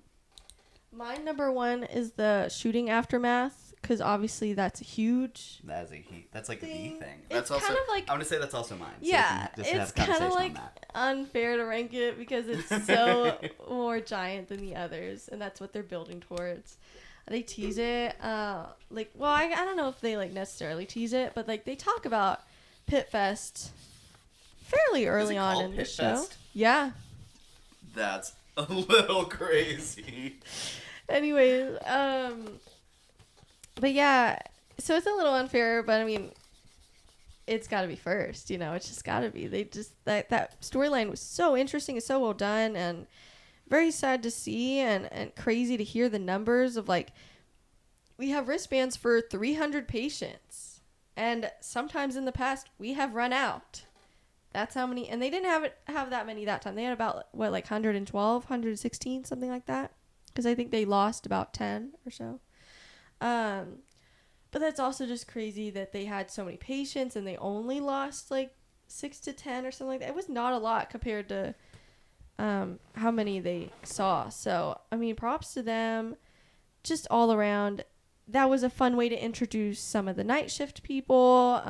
Most of them were really interesting. So, I don't know. Very, very fun. Yeah, absolutely. I think kind of the, like it almost feels like whenever they knew that, like, they were prepping for this big event, that was almost like you could feel the show that was already, like, firing on all cylinders, like, locking in. Yeah. And I thought that was such a, like, a crazy moment. And they did. And, like, well. Robbie had his speech beforehand, yeah, kind of preparing everyone for it. And I was getting, like, emotional over that because I was like, this is going to be insane. Yeah. We know that Jake and his girlfriend, whose name Leah, are out there somewhere. We're not able to get in contact with them. Yeah. We have McKay's kid here still. Yeah. The hospital's being empty so that we can deal with this. And it's a lot of people's first time even just being in this kind of environment. And now they're going, pulling it up right up to a 13. That's honestly probably lowballing it. I loved the idea of them setting the standards for what everything was going to look like, how that system worked. Yeah. Like everything else, I think they really do a great job of putting us in the mind space of, you know, what's going to happen. Yeah. What could go wrong. Yeah. And also, like, when things do go wrong, I think they use that time really well. and that opportunity to showcase, like, Javadi, I think her name is, the Nepo baby girl. Yeah. She was, like, annoying at first in the show, but then she started growing on you a little bit. And then I feel like she had a great moment in that episode where you can kind of see where the insufferableness comes from a little bit. It's not, like, totally her fault. It's definitely from her parents and how they treat her and their expectations for her and everything. It's like, even when she's doing really well, it's like her mother just can't stand that. Her mother's insufferable, period. She does have, like, no saving graces. Other than being good at her job, but that's not special. Everybody else is too. So, anyways, but she has that great moment where she gets to finally, like, stand up to her mom and be like, even though you doubted me through this, because they run out of some, like, tube, like chest tube, and she comes up with, like, a really clever way to make her own in a way. Sure. And her mother's like, this is not gonna work. That's so unconventional. And she's like, okay, don't put a chest tube in them. Don't put anything in them. They'll die. It's like, girl, this whole situation's unconventional. Shut up and try something. Because at least she's, like, suggesting something. Mm-hmm. You're just sitting there bitching. Like, shut the fuck up. But anyways, so I was, like, 10 toes behind Javier right there. I was like, yes, queen. You stand up to your mother because you're right. And I love that everybody else was like, oh, my God, that was a good idea. Yeah, it was. Say it again. For people in the back. Say it a little louder, specifically to her mom, right here. So, anyways. Also, Google apparently says that both her parents are doctors, so I would be really interested to hear more about her dad, too. Because I don't know if her dad works at that hospital or somewhere else. I don't know. But I want to hear more about that. Yeah, absolutely. Both sides of the parenting. Anyways. So I think we talked a lot about some of our favorite characters and our favorite plot lines. Are there any characters we haven't talked a lot about? I'm gonna think, like, Dr. Staff. Like McKay. McKay. We talked a little bit about her. How do you feel about McKay? I really liked her. I think she has a fun personality. She has a very, like sassy personality. I love it. She's just like, I'm not gonna take no shit. Like, I'm really good at my job, but also, like, don't talk to me in certain ways. Like, stop inconveniencing me. It feels like she has, like, a younger mom energy compared to, like, Dana's, like, older wisdom mom energy. Yeah. Yeah. And it's very funny. And then they introduce that she has, like, an ankle monitor, and that it adds another layer to her storyline. And you find out that she did struggle with substance abuse, I think, or alcohol or something. I forgot what it was. But I think she said she had yet to do anything with it since her kid was, like, born, or she knew about her kid or something like that. But her ex's new girlfriend is insufferable. I think her name's Chloe, which is so unfortunate because we have such a nice friend named Chloe. Yes, we so do. We're like, fuck Chloe. And I'm like, well, we're talking about the Pitt one, not the real one. Love you, queen. Anyways, but Chloe, the new girlfriend, was somehow the reason that she has an ankle monitor. They were really vague about that, and I have to wonder the specifics on how that whole situation went down, especially if she still has partial custody. That feels very weird. But as soon as she had that, like, bonus mom shirt on randomly, I was like, oh my God. This is someone who has, like, a mom and a stepmom. It's like, oh my God. That's crazy. The audacity. You're trying too hard, and it is not, and it comes off as much worse than it's horrible.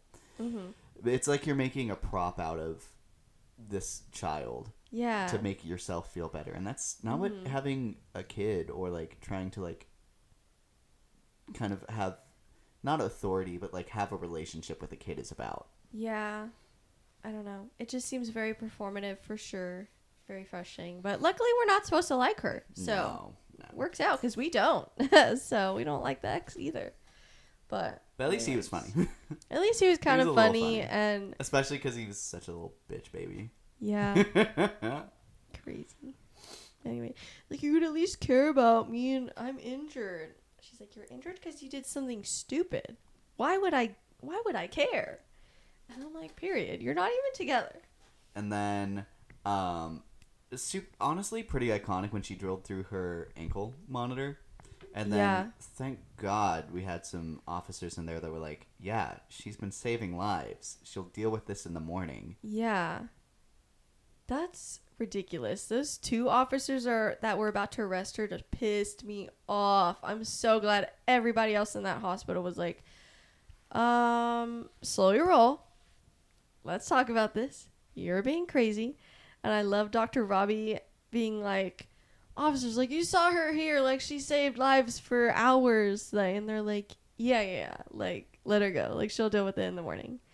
That's ridiculous. It's like, it's giving power trip. Oh, absolutely. For sure. And it meant to, but. And I like that this may be an overarching theme that, like, bureaucracy is, like, almost an enemy of progress. Mm-hmm. Because there's and we're gonna bring up this maybe anti-queen of Gloria. What an insufferable character. Kind of crazy. Yeah. But anyway. She has almost, I don't know. For me, it's like, I think his name was like Samuel Powell from like not The Idol, or America's Got Talent, that like judge that's like a dick to everyone. But yes. Whenever I completely forgot. Oh, Simon Cowell. Simon Cowell. Mm-hmm. Yeah. But like whenever like you get him to be happy, it's like the greatest feeling ever, because it's like, man, finally, like, the world is healing. Yeah. It's like that with Gloria, where it's like, if she's on Robbie's side, then you know that shit's going down. Yeah. And that he just did the work of like 20 people. Yeah. Or like I think she's started to say something about the shooting, and he was just like read the room, and she actually did, and it was great. It was a great feeling. You're like, wow, good to know something will bring them together. So anyways, absolutely. Let me make sure there's no other doctors we're missing. Okay, Collins, Bohan, we talked about a little bit. King, love her. Garcia, we talked a little bit about. Santos. Javati's the doctor we talked about, or at least I talked about earlier. The Nepo baby. She's the Nepo baby, and she's also the one that doesn't seem like she maybe should be a doctor sometimes. Feels like she needs to reevaluate how much she wants to be a doctor here, because at least in the ER. Maybe something else. I don't know. To be fair, I think they're forced to be in the ER at some point, which therefore makes her mother's actions more insufferable, because it's like, didn't you have to do something along the lines of this? Yeah. And like, imagine if you had to deal with this on your first day as being a learning doctor or student doctor. Crazy.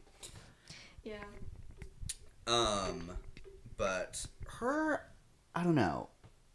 I think she ultimately ends up in the roster being one of my least favorites. Yeah. Me too.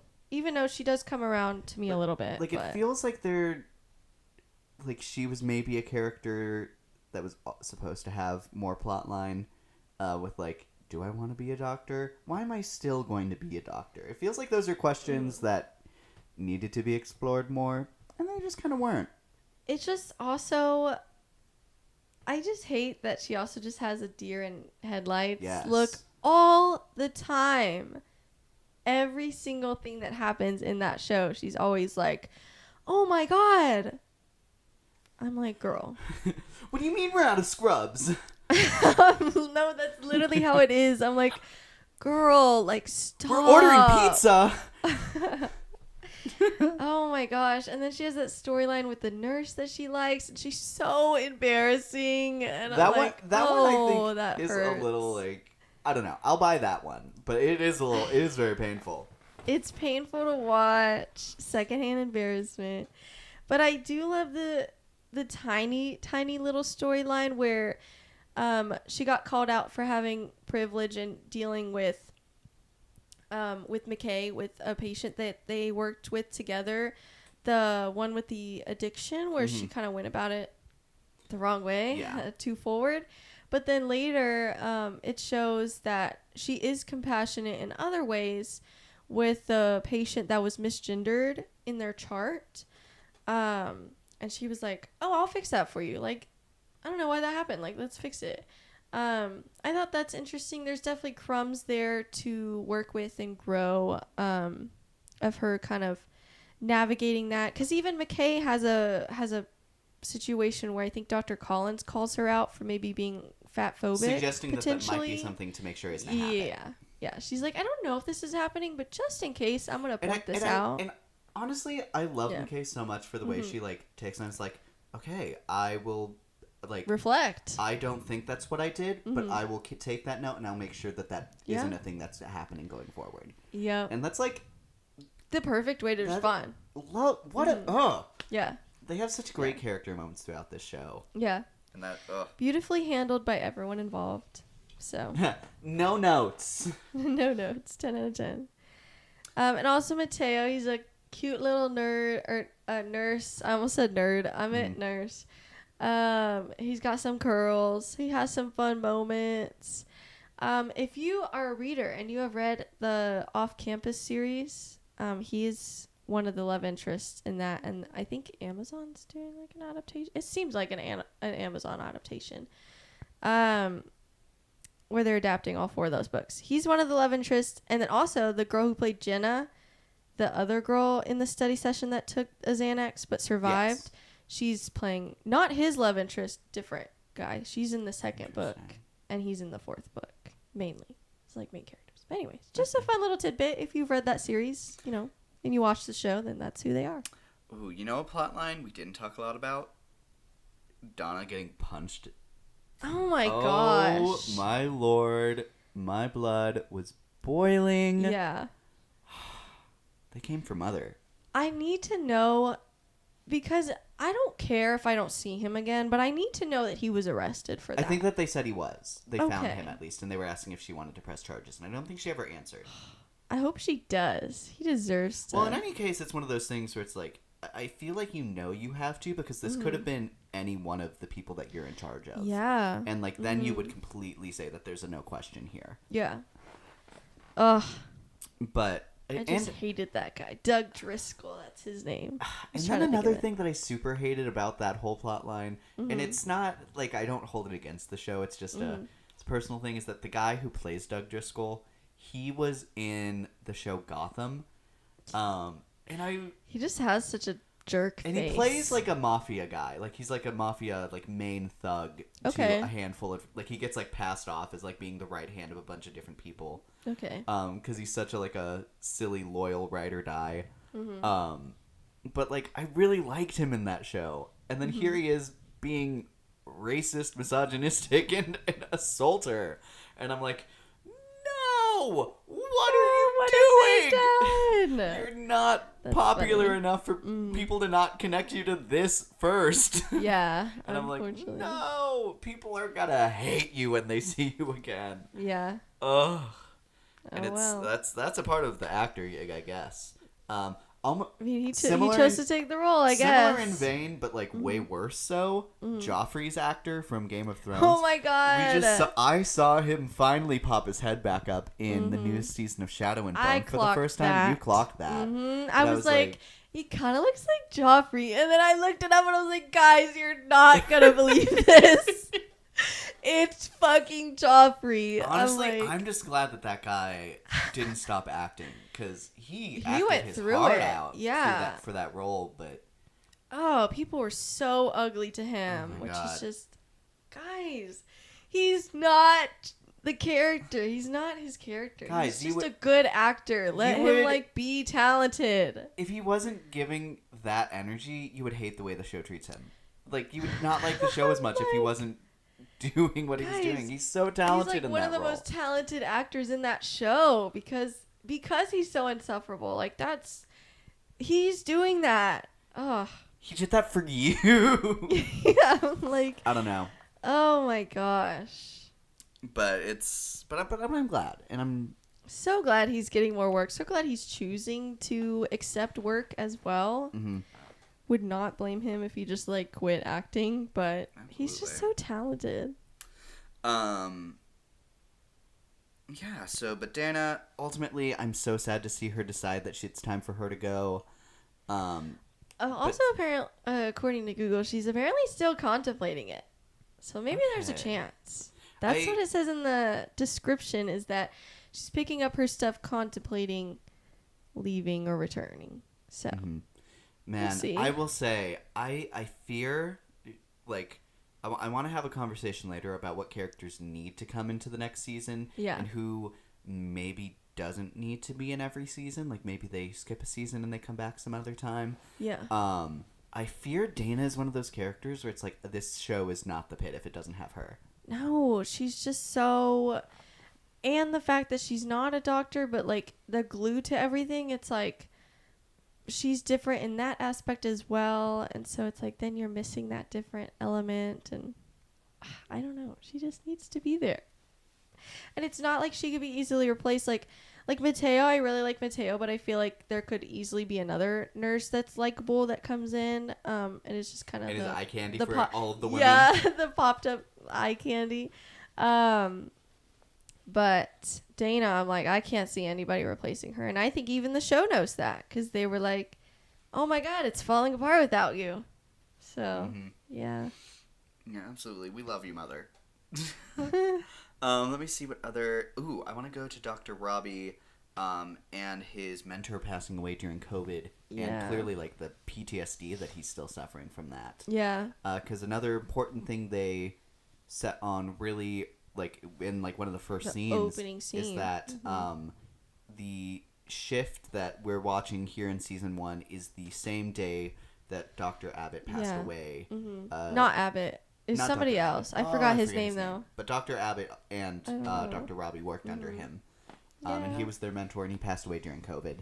And Anderson or something? Oh, I think it was Anderson. Okay. And we eventually learned another A name. That Robbie ultimately was the one who had to decide to take him off of the ventilator so that it could be used on another patient. And That's so sad. We see him have to go back into the room where he had to make that choice. It's unfortunately a room that's like supposed to be like a child care room, so it has all of these like cute little animals drawn on the wall. Having an almost like, this is supposed to be a place of comfort, but you know, it's almost cruel in the fact that it can't be now. Yeah. And then later on we see that this is the room where he has to put Leia in. Leah. Whatever. Leia. Leah. We need you, Obi-Wan. Anyways. We need you, Dr. Rob. Dr. Robbie. Help me, Dr. Robbie. But I like that that's a motif that he keeps coming into. And he keeps having really hard conversations in. Yeah. And especially when it comes to Head and he finally like breaks down and has like a panic attack in that room.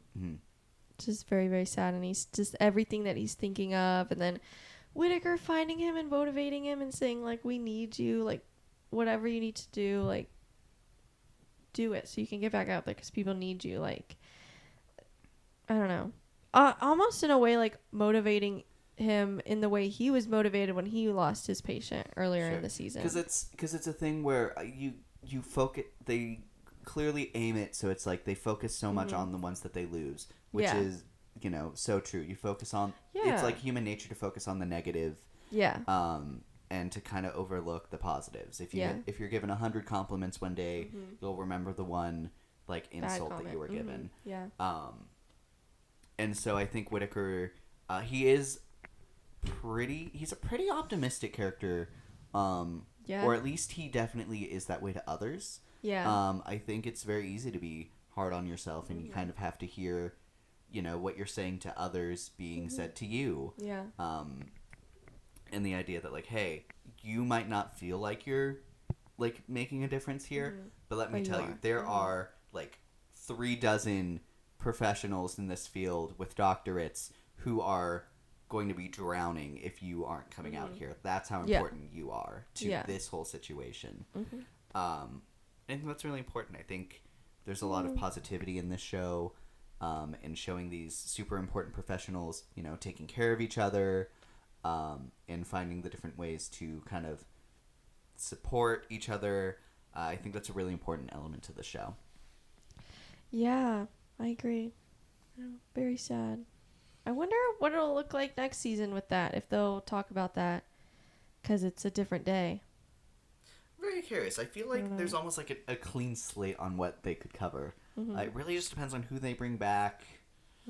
Honestly, that's kind of it. Who they want to bring back and what conversations they want to keep going up, and what new conversations they want to completely bring up. Yeah. I think that's a lot of our main characters. Whenever the night shift came in, I remember really liking Dr. Abbott. Dr. Shen I thought was kind of funny in a morbid way because he was the one bringing everyone in from the ambulance. Yeah, he was so like nonchalant about it. He was like, I'm just drinking coffee. And then later he's like, man, I shouldn't have drinking coffee. I need to pee. He was really funny. And at first I was like, is he an asshole? But then I was like, no, he just is dealing with this differently. And he's just very like, I need to be calm because that's how I handle everything. So, yeah, I'm very glad they established early on, like, he's not an asshole. He's just like this different way of him handling chaos. So, and then I also remember we were very impressed by Dr. Ellis. she was just like so nice and like good at her job and funny. I wouldn't even necessarily say nice because I remember. Well, she just like clocked everybody. Oh my god, who was that one iconic scene she had? I think it was I think it was Santos where she was like, "Oh, y'all have beef." She clocked that beef like very early on. I think it was either Santos or Chavati. But she like was like, "Oh, did you get hey, did you get this done?" And it's like, "Oh no, sorry, I messed up." And like, "Yeah, you had a long day, huh?" Yeah, this was a lot. You had to deal with a lot of stuff on the fly. Really stressful, right? Well, that's not worth the cost of our patience. So you need to go get that. I was like, "Oh, oh my god, she ate that up." But I did like her also clocking the tea and the beef. She's like, oh, y'all definitely got something going on there. Yeah, we're gonna be talking about that. I also loved the two other, I think, nurses. I don't know, but the gossipers. They were so I remember fun. one was Princess. I forget. I don't know the name of the other one. Let me see if I can't find it. They were so fun though. I don't know, very fun. Dr. Walsh was the other main night shift person. I don't really think she made a strong impression either way. I don't really remember her all that much. But yeah, I personally... Princess and Perla. Perla. Perfect. Anyways. No, I remember like the one thing where it's like, we need a volunteer to run this. And it's like, okay, fine. I guess no one else wants to. That's like that's like the one thing I can remember from her. Yeah. So not good or bad necessarily, just kind of there. I will say, I like really want them to do it again where they bring in some of the night shift people, at least for like the last few episodes or maybe the first few or something. I just want them in it a little bit because I really, really loved them. So absolutely. There you go. Some of the plot lines we haven't touched a lot on. There was Mr. Spencer, the Alzheimer's storyline, where the two siblings weren't willing to let him go yet, even though it was definitely causing him more pain. Yeah. I think there's a very interesting conversation there that I think is probably explored in some capacity pretty early on in a lot of these med dramas where it's like at some point you got to learn when to say when and enjoy the time you have. Yeah. It's almost kind of like what they do with Death in Sandman where it's like, hey, the time is what you had and you kind of have to appreciate what was given because that's what it's going to be, and you can... There's ways to die that are much worse than being surrounded by the ones who love you. Yeah. So it was interesting seeing, because he can't, be like, let him die, because that's not his job. Yeah. But, it's what we're screaming at the screen. It's like, no, they're cutting open his lungs so he can breathe instead of, like, choking on his blood. Let him die. Yeah. But I appreciated unpacking why they weren't willing to let go. Yeah. And I thought, the idea that, family is hard in certain situations and, death and passing can obviously bring down bridges and connections between people, but it can also be used as an excuse to build those bridges. And I think that's an important takeaway that, like, death is always going to be hard, but it's kind of, that's life and it can be what you make it. Yeah. What would they add? Talked about Christy, we talked about Pitt Fest. Rita, we talked about Whitaker and the new Scrubs. That was so funny. Ooh, actually, on Whitaker, with him volunteering to go run medicine out to the homeless camps, that completely changes kind of what that all meant, because we find out that Whitaker is actually homeless, and he is secretly staying in a room in the hotel. Yeah. Or not in the hospital. In the hospital. Whoops. And then it's Dr. Santos who invites him to come and stay in her spare room. Which is interesting. I feel like that those two characters, I like. Whitaker is a definitely need to see again. And as much as I already wanted to see Dr. Santos again, because I want to see her kind of grow as a character. Yeah. Now that there's a thing where they live together, they almost need to show up together again. Yeah. Because I really want to see what that dynamic is, because they're such, like, almost opposite people. Yeah, well, it adds a very interesting layer, because I do think it was giving very, like, sibling, like, I don't always like you, but I always, like, I'll take care of you and I'll protect you kind of thing. But also it's just an interesting branch for Santos's character, because she, like, that shows, like, at the end of the day she is going to care, even if she goes about it in an unconventional way. They definitely hint at some, like, relationship trauma that she had gone through, but with a parent specifically, which can obviously cause huge you know, issues in how you attach and maintain relationships with people. I think, and one of her friends committed suicide, which is why she was able to connect with that patient so much. So that's also, I mean, then you had a good relationship that ended in a very traumatic way. So, yeah. Yeah, I think there was always a thread of her having some kind of compassion. I don't think it's, like, almost possible to enter this field without having some kind of compassion, especially, like, going through the ER setting. Like, you have to be able to, like, find value in people in some capacity to let that be your job. I almost think it's a little bit damaging when some shows kind of are like, this person's a doctor and they're a horrible person, that are unempathetic, and it's like, I think that's very damaging to... I don't know. There are some doctors like that take advantage of their patients and stuff like that. Sure, and, but... You know, but... I don't know. I think especially after COVID, I think this show does a lot, and I'm sure, like, a bunch of med dramas at the time did a lot to show that, like, they are, like, so a very important part of, you know, our day-to-day lives, and they are heroes, and they, even when we're acknowledging them, we can't really do enough to show, you know, our gratitude for what they do, and I think the show highlights that so well. Yeah. I agree. So, there you go. Anything else before we talk about Emmys? You talk about how great, Wina, what was her name? Myrna. How great Myrna was. Her and the... What a funny, like... She's so... What a funny gag throughout the show. She's really funny.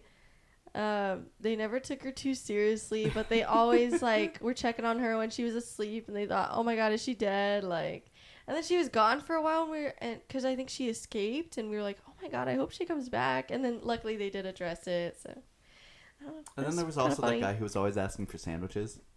Yeah, King. It's the vibe I bring to the establishment. What a king! And how relatable. No egg salad. For real. No egg salad. So real. Someone who doesn't like eggs. So real. Anyways. Someone who doesn't like egg salad. So real. Yeah. Okay. I think that's a little bit of everything. So on to our Emmy chances. Yeah. So I definitely think the Emmys are going to be like a bloodbath this year. So many good shows. I don't know if I'm saying that because it's true or if I feel like I've just caught up on so many shows that are going to be talked about at the Emmys. Unlike last year, I wasn't quite fully in the conversation. And we still haven't seen The Studio because there's just so much going on. We got to finish Sandman first, guys, and then who knows what's going to come after that. But I still think this has a good chance in a few categories. I don't know. I hope this year's Emmys is going to be, or next year's, and whenever they have. I want to say it's like September or something. But anyways, we find out what the nominations are on the 15th. So very, very soon. 2-3 days? Something. 2 days. So anyways, but we want to talk about where we think this has its best chances, maybe where it could at least get like a nomination in there. Yeah, I hope this year's Emmys is very like the best years of the Oscars is when I feel like a ton of movies get like 2 or 3 wins. I think that's the best, because then it's just like acknowledging a bunch of great movies, especially when it is a year full of great movies. Like this year's has been a great year for shows, and so I hope that all of them are acknowledged at least in a small way, at least with a few wins. Hopefully, there's some great television out there right now this year. Yeah. Anyways. So, looking, because I was curious before we maybe get deeper into these conversations on who we would nominate and their chances. Yeah. I wanted to real quick look at what shows are most likely to be nominated in these same categories. So we're looking at drama series, not limited. So thank God Adolescence is out of here. Yeah, limited. Thank God for everybody else, but also Adolescence. Like, yes, I'm glad that way everybody can. Everybody can have their time to shine. So, for real. Yeah. So, and I'm on Gold Derby right now, and apparently they like have a percentage of the chance of these shows being nominated. Mm-hmm. So for drama series in general, and I imagine we'll see a lot of these in a bunch of the other categories. Yeah. At number 1, they have Severance with its season 2. Yeah. I think obviously it's going to be nominated. I will say, I maybe question how many wins it's going to get, as I do think season 1 was a much, not necessarily a much stronger season, but it's definitely like locked in the stronger season. I agree, but I will say because it blew up so much and more people are watching it, especially as like a full binge, I do wonder how that's going to affect. Like maybe it does win maybe more than it should. I don't know, but we'll see. I mean, it is topic overall, of conversation. I will say I'll always connect it with season 1 as well. So especially if there's like an acting nom, I'll always be okay with that. But or even an acting win, but yeah. But interesting with Severance. Number 2 is The Pitt. And they give the Severance is a 38.3% chance. Yeah. And The Pitt is a 37.8% chance. So they're neck and neck. There you go. So we love to see that. Followed by The White Lotus with season 3. Of course. I think there's some obviously great stuff there. Yeah. Followed by The Last of Us. And I think that one's going to be really interesting. I think Pedro Pascal is the only one that I've really seen people talk about. Yeah, I would not be mad if he won or got nominated or something. I did take a look at the guest star category, and Jeffrey Wright is expected to be nominated, and he's expected to be nominated pretty high up. Yeah, he did do really well in that show. So Slow Horses is on here. I haven't seen that, but I've heard about it. I've heard good things. I have no idea what it's about though. Squid Game is on here. Mm-hmm. It is the 2nd season that they're covering, right? Oh, I don't know. I don't know if season 3 is... Actually, yeah, I don't think it is eligible. I think it has to be season 2. Ooh, that changes things, actually. Because I know some people really like season 2. I know some people didn't like season 2 as much. So it's very interested to see where the Emmy voters lay on it. I honestly wouldn't be surprised if it was a little slept on at the Emmys, because there's just so much, like so many other great shows. Number 7, we have Andor. I think that deserves to hopefully get in there a little bit, at least with nominations. Absolutely. So, it unfortunately became very important. It became very relevant. Yeah. Almost like literally like the week after it was done, it was like, hey, doesn't this look familiar? Yeah. Oh my gosh. And then number 8, they put The Diplomat, which I've heard good things. Mm-hmm. Yeah. So in drama actress, we don't have anyone from The Pitt. I will say I don't think there's any lead actress for The Pitt, so I don't think we're missing anything here. I don't think so. For drama actor, we do have Noah Weil.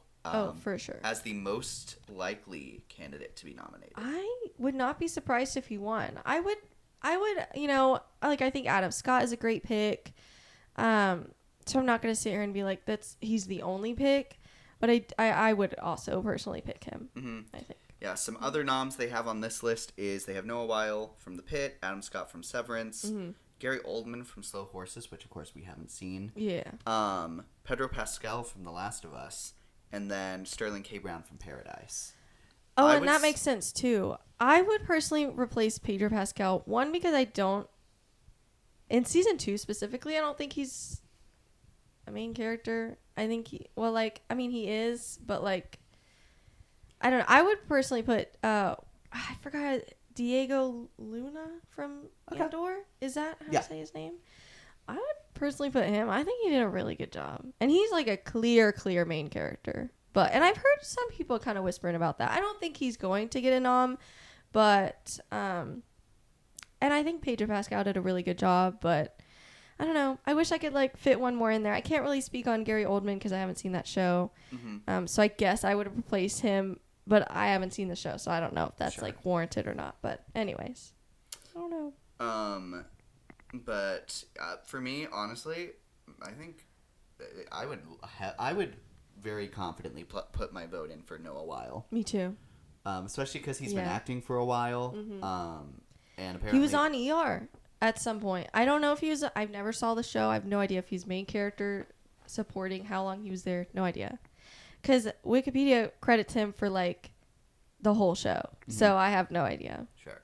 But I think if he wins, that would be totally deserved. Although fun. I wouldn't be upset if any of these other people won. But I would say, especially for like the season performance that they're putting up for grabs, I would say Noah Weil for sure. Yep. For supporting actress for The Pitt, we have Catherine Lanassa. We have Dina. And you know what? The more we talk about it, the more Dana. Sorry. Dina's from The Last of Us. But the more we kind of talk about it, the more I'm like, she is kind of the center, like the glue of this show. Like, so truthfully, like I was saying, I don't know how well this show works without her. We haven't seen it yet. I don't want to see it. And I fear that without her, it might work, but it's a completely different show. Mm-hmm. So I will say, I think I support this nom. Mm-hmm. I don't know if she's going to win. We have Carrie Coon from The White Lotus, Parker Posey from The White Lotus. Oh, probably not then. Diplomat, Amy Lou Wood. Natasha Rothwell for The White Lotus, I don't know if I agree with. Patricia Arquette from Severance. Oh, and that's the Miss... The boss. Cobell? Miss Cobell. Which... No. I'm also no, thank you. I don't know if I agree I with would that definitely consider Parker Posey and Carrie Coon, though, for sure. Absolutely. I think they're competitors. And I would also say Amy Lou Wood. I think she did great work there. She was so charming. Yeah. And then I put Dina up there as well. I fear this is going to go to The White Lotus. I think honestly, so too. Same as supporting actor. Yeah. Supporting actor nominees. Walter Goggins is up there for White Lotus. John Turturro for Severance. That is... I don't know. The Give me something more. Oh, yeah, the fourth guy Why that can't I quit. remember his name? I don't remember. I know who you're talking about, though. But I would do Milchik. Milkovich is also nominated. Milchik is also nominated. Tremel Tillman. Yeah. Oh, I would personally give it to him. I think. But Walter Goggins would also be a great pick. Mm-hmm. I think so. Also from The White Lotus, we have Sam Rockwell. So true. I hate that he's not in the guest category, though. So almost cruel. Ugh. Jason Isaacs is also from the... Oh, that's Malfoy. Oh, the dad. The dad. I would not give it to him. No. I'm honestly maybe a little surprised he's on this list. Yeah. I'm not. I don't know. But I would not put him on that list, I would personally. say, I would put, the oldest son on this list before I'd put him. Yeah. Oh my God, I'm forgetting everyone. Schwarzenegger, yeah, but not Arnold. Patrick, I think. Patrick Schwarzenegger. Mm-hmm. He did great. I would also put him before his dad. And then Jack Lowden from Slow Horses and, apologies, Squid Game actor. He's the one with the colored hair. from season 2 that I've seen. Oh. It's Cho Sang-hyun. Oh. I think is how you say his name. I should know his name. I've heard he leaves an impression. he has. I've heard that he's. We'll put it that way. I heard he starts an asshole, but he looks so cool. It's like Spike or something. I forgot his name. And then best drama guest actress, we have no one from the Pitt. Actor? In actor, we have 2 from the Pitt.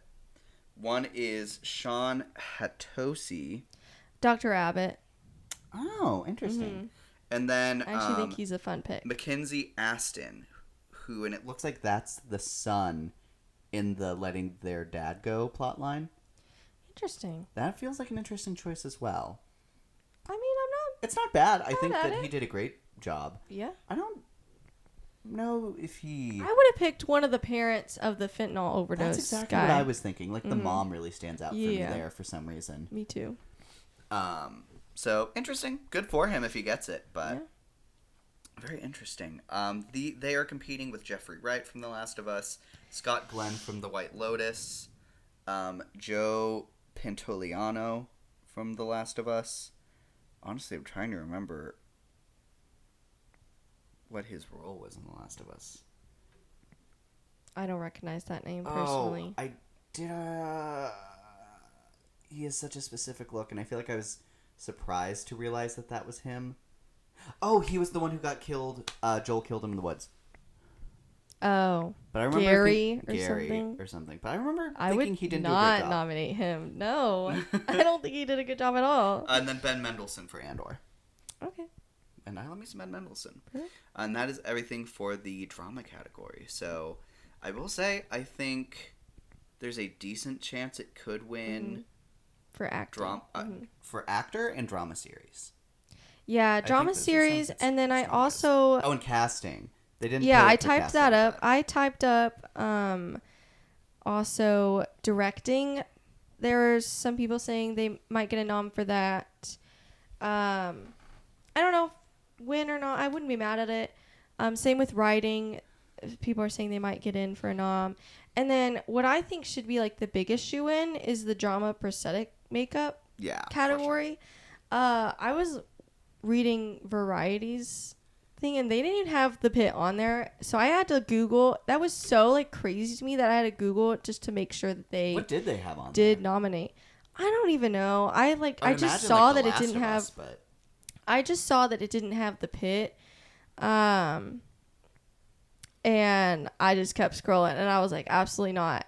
They did nominate, like, the Pitt showrunners, whatever, whoever nominates the people, they did put in for that category. So I'm like, if they don't get a nom, that's actually ridiculous, but also they should win.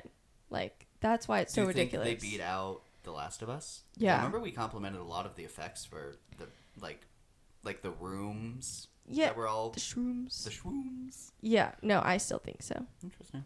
Mm-hmm. But I don't know. Emmys are gonna Emmys, I guess.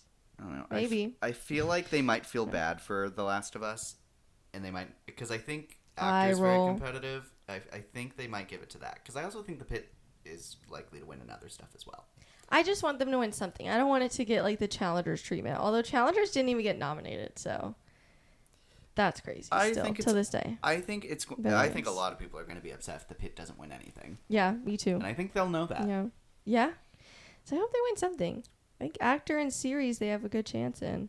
Drama writing, drama casting, drama editing, and casting. I think should casting. Dare I say, might be a shoe-in. Yeah, I think it should be. Because they also put like Severance is the second most likely, and I'm like, I don't know. Like I think it's a testament that they have this many people in the cast in the Pitt, and they're all good. We have some casting issues with Severance. Yeah.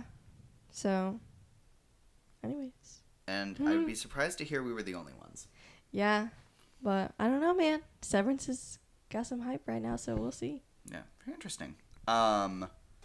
So, I was going to say something, but I forgot. Aren't I so silly? Aren't I a stinker? It's okay. So season 2 is going to be July 4th themed. Yeah. So very exciting. With season 2, what characters do you think are shoo-ins to return, and who do you want to see return? I mean, I don't know. Maybe that's my hot take or where we differ. I think they should all return. Okay. Point blank period. That's it. Period. I don't know. And I really don't care if any of the storylines that were left open, if those patients return or not. I mean, if it works in the writing, sure. If it doesn't, like bring it up later, maybe if it works out. So I don't really care. Sure. So. No, I think if everyone returns, I think that's great. I think we know some people aren't going to return, and that does leave some spots open. Yes, Dr. Collins is not returning for sure. The actress is not returning. I don't think they've talked about if they're because they're not recasting. There has to be 2 attendants. Yeah, I mean, because I didn't get to finish.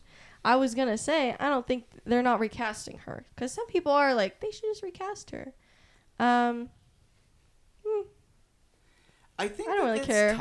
If it was a show that was more prone on like specific characters, like because there's so many different characters coming in and out of the show, it feels like they can just have the character somebody come in. Yeah, and like someone can do a completely different thing, and regardless of why she left the show, which seemingly is for maybe some valid reasons. Yeah, problematic reasons. I will say I think she does great work on this show.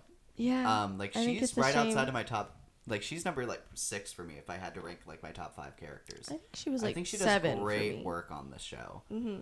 So ultimately, I'm sad we don't get to see that character again. Yeah.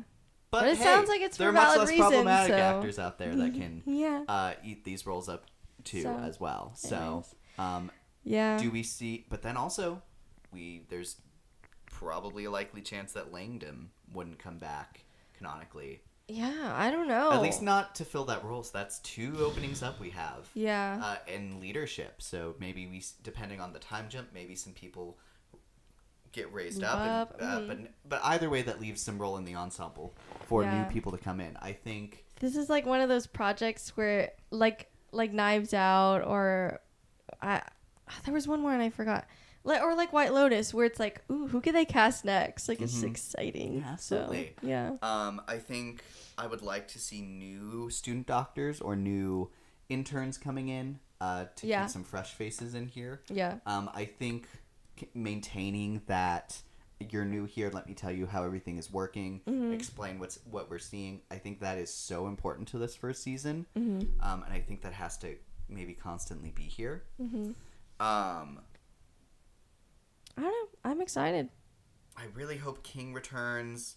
I think Dr. Robbie and Donna, I think those are the 2 that you need for this to still feel like the Pitt. Yeah. I think everyone else adds really great dynamics into the show. I think if they needed to take a season off or come back, or maybe if we even never see them again because they went back to their Langdon, hospital. I feel like he could take a season off and come back. Hopefully. He messed up. I know. I'm messed up, and that's what makes it so heartbreaking. Is I was prepared to see him forever, and then right off the bat they take him away from me. Yeah, and it's like no. I don't know what's gonna happen there, because then it's Robbie. It's like Anakin, and then his downfall. Well, because Robbie has to decide if he's gonna actually turn him in. So. And Robbie doesn't always make the best choices on that. No, so that's I don't even know, and it's like because other people are starting to find out what happened, so maybe it isn't even gonna be his choice. Maybe it's gonna, just come out anyways. So yeah, I don't know, man. Maybe there could also be a time jump where he deals with it and he manages to come back. Yeah. I think that's not a non-possibility. But that does involve a time jump, and I'm not opposed to a time jump. Yeah. Like I said, I would love to see some of these like newbies be raised up, and I think that can be very fun. Well, it says July 4th, but it doesn't say what year, so it could be a couple years if they want it to. So we'll see. And I think it's supposed to come out next year. Like they have a pretty quick turnaround as far as I would imagine the way this show is formatted, I would imagine it'd be a pretty quick film. Yeah. And a lot of their effects are practical, so they would have it all ready to go on filming. Wouldn't be a ton of effects in the afterworks that they have to edit around. Yeah. So good for this show. Great for this show. Any other last thoughts? We are going pretty long, so. I did want to ask you, I do know that a lot of actors are really interested in trying to guest star on the next season because of how big this show got. Mm-hmm. If you had to like just throw in some people to potentially guest star here as patients? Amy Lou Wood, I think her name is. Oh no, that is inspired. Yeah, I think she'd do really fun stuff. Oh, she would be such a fun addition. I feel like. Oh, I'm thinking. I always go to Heartstopper for this because they have such a great cast. Oh, I feel like if Olivia Colman came in here, she could. Ooh, that would be fun. Be a tearjerker. I was thinking, the actress for Elle, I think would be fun. Ooh, I don't know. I could see her in like a lab coat and like doctor. I think her as an intern or like someone like with similar vibes to her could be really fun. Yeah. I will say, maybe it's just because I have a podcast called Not So Straight Nerds. I'd maybe like to see some not so straight doctors in there. Me too. Yeah. So maybe I'll put that out there.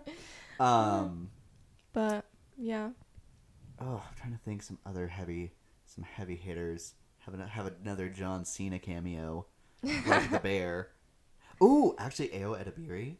Mm-hmm. That could be something fun. I was thinking, I forgot her name, but she's related to Timothée Chalamet, and she's in The Sex Life of College Girls. But I think she would be fun. I could see her being a fun doctor. Honestly, also the girl who plays Whitney in that show as well. I think she's very fun. I don't know. I'm just thinking of other shows, but yeah.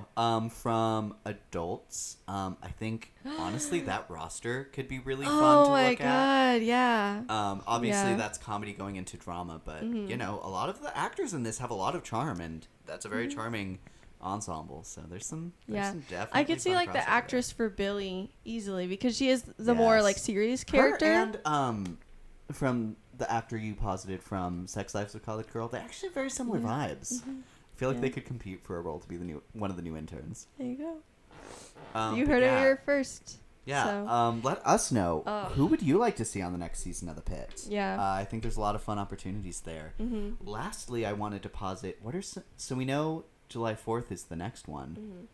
What are some other like pitches for seasons you think they could do? Personally, I think a Halloween one would be very fun. Yeah, and then you have that could like be fun. Maybe that starts with like the night shift, and we could see more of that staff and see like more of the handover. I was gonna say like I would honestly be open to seeing what a whole season with the night shift would look like. I'm not opposed to it. I think it'd be very different, but you know, the writers are really good and the casting is really good, so I'm open to it. Ooh, you know what? Maybe a good pitch for having the night season be like the starting staff. Yeah. Is if maybe Dr. Robbie ends up being a patient at some point, so he's still there, but he's. Yeah. I think that could be something really interesting. Yeah. I don't know. Some other because I do think Dr. Abbott's actor seems like he has leading man material. We just haven't quite. We haven't seen that yet because he's not the leading man. So. I don't know. I'd be down for it. I think other basic holidays, like New Year's, I think is very similar to July 4th. You'd have to put some space between those two, but... I feel like I want to see, because they mentioned COVID, I want to see, like, when the Tide Pod challenge, like, when people were eating Tide Pods, I want to see stupid shit like that. Even if it's just, like, a one-off episode kind of storyline, I want to see the aftermath of that. So, or, like, the ice bucket thing... But then, what if it goes wrong? Or I don't even know. I just want to see what that could look like. What else? Like the cinnamon challenge when you like eat a spoonful of cinnamon. Yeah, or the Sprite challenge when you try to like chug Sprite or something. I just want to see stupid stuff like that sometimes. As well. How would you feel about maybe like a holiday, like sometime maybe close to Christmas on Christmas Eve. Or Thanksgiving with all the cooking stuff that could go wrong. Ooh, that would be fun. I think doing it near one of those family holidays could be fun because like they can add into like the theme of like, hey guys, we know, and furthermore into like what these like people are sacrificing to do this job. Yeah. It's like, hey guys, I know you have family. We're so thankful that you were here today, and like trying to show like the connection there and more into like the community aspect. Yeah. I think they could do some really like heartfelt stuff. If they wanted to go for one of those holidays, another season. Yeah. Other events maybe that they could do around. I know they did a concert here. They could do like an airplane crash or like some airport incident potentially. They could do like a highway pileup thing. Now I'm thinking like my 911 show that I watched. Ooh, maybe something. Like if they wanted to get real juicy with it, they could do like some kind of like maybe mayoral or even maybe presidential like debate or something goes wrong. There could be a lot of high attention there and a lot of commentary there added on top of it. I was thinking maybe if they had to treat somebody that was like a criminal or like a group of criminals or something. I don't know, like a prison riot or something, or some situation that would bring like potentially dangerous people in that they need to like save their life, but also like be wary of what could happen. And I don't know. I think that could be interesting. Ooh, maybe almost like cult kind of thing. So and then they that kind could of look be at it like too. leadership and like, you know, how and why you follow someone. Especially with Robbie being such a like high profile leader in this show. I think they can do some interesting stuff there. I feel like there's so many possibilities. And they already found such a unique and niche thing to do here. I feel like it can spin off into some really fun stuff from here. That's why a lot of medical dramas go on for a while, because there's a lot of great possibilities for some dramatic stuff. So yeah. So do you think this is a show that could be the next Grey's Anatomy? Well, at least in how long and how well endeared it is. I don't know. Unfortunately, I think the climate today, like, I don't know if any show can, just because of studio intervention. I think it deserves to be. So I guess two different answers there, but I don't know. I will say, like, I could see this going on for like five or six seasons at least, and that nowadays is long. So yeah. I don't know. Hopefully it does. Honestly, I hope it goes longer, but I can't don't imagine know. this. Like, I can't imagine in my head the idea of this is going to get old. Yeah. Because they just have so much going on. As long as they keep the crew that is doing such a good job writing everything and casting, as long as they keep a tight hold onto those people. So. Yeah, absolutely. We'll see. Yeah. So, anyways, that being said, I think that is going to wrap up our conversation on The Pitt Season 1. Yeah. So let us know if you have seen The Pitt, and what do you think about it? What are some of your favorite cast members, maybe some of your favorite plot lines? We'd love to hear what you guys think and like about this show. So until next time, thank you guys so much for listening to us today. I'm your host, Luke. I'm your other host, Alicia. And thank you guys so much for listening to Not So Straight Nerds. Bye.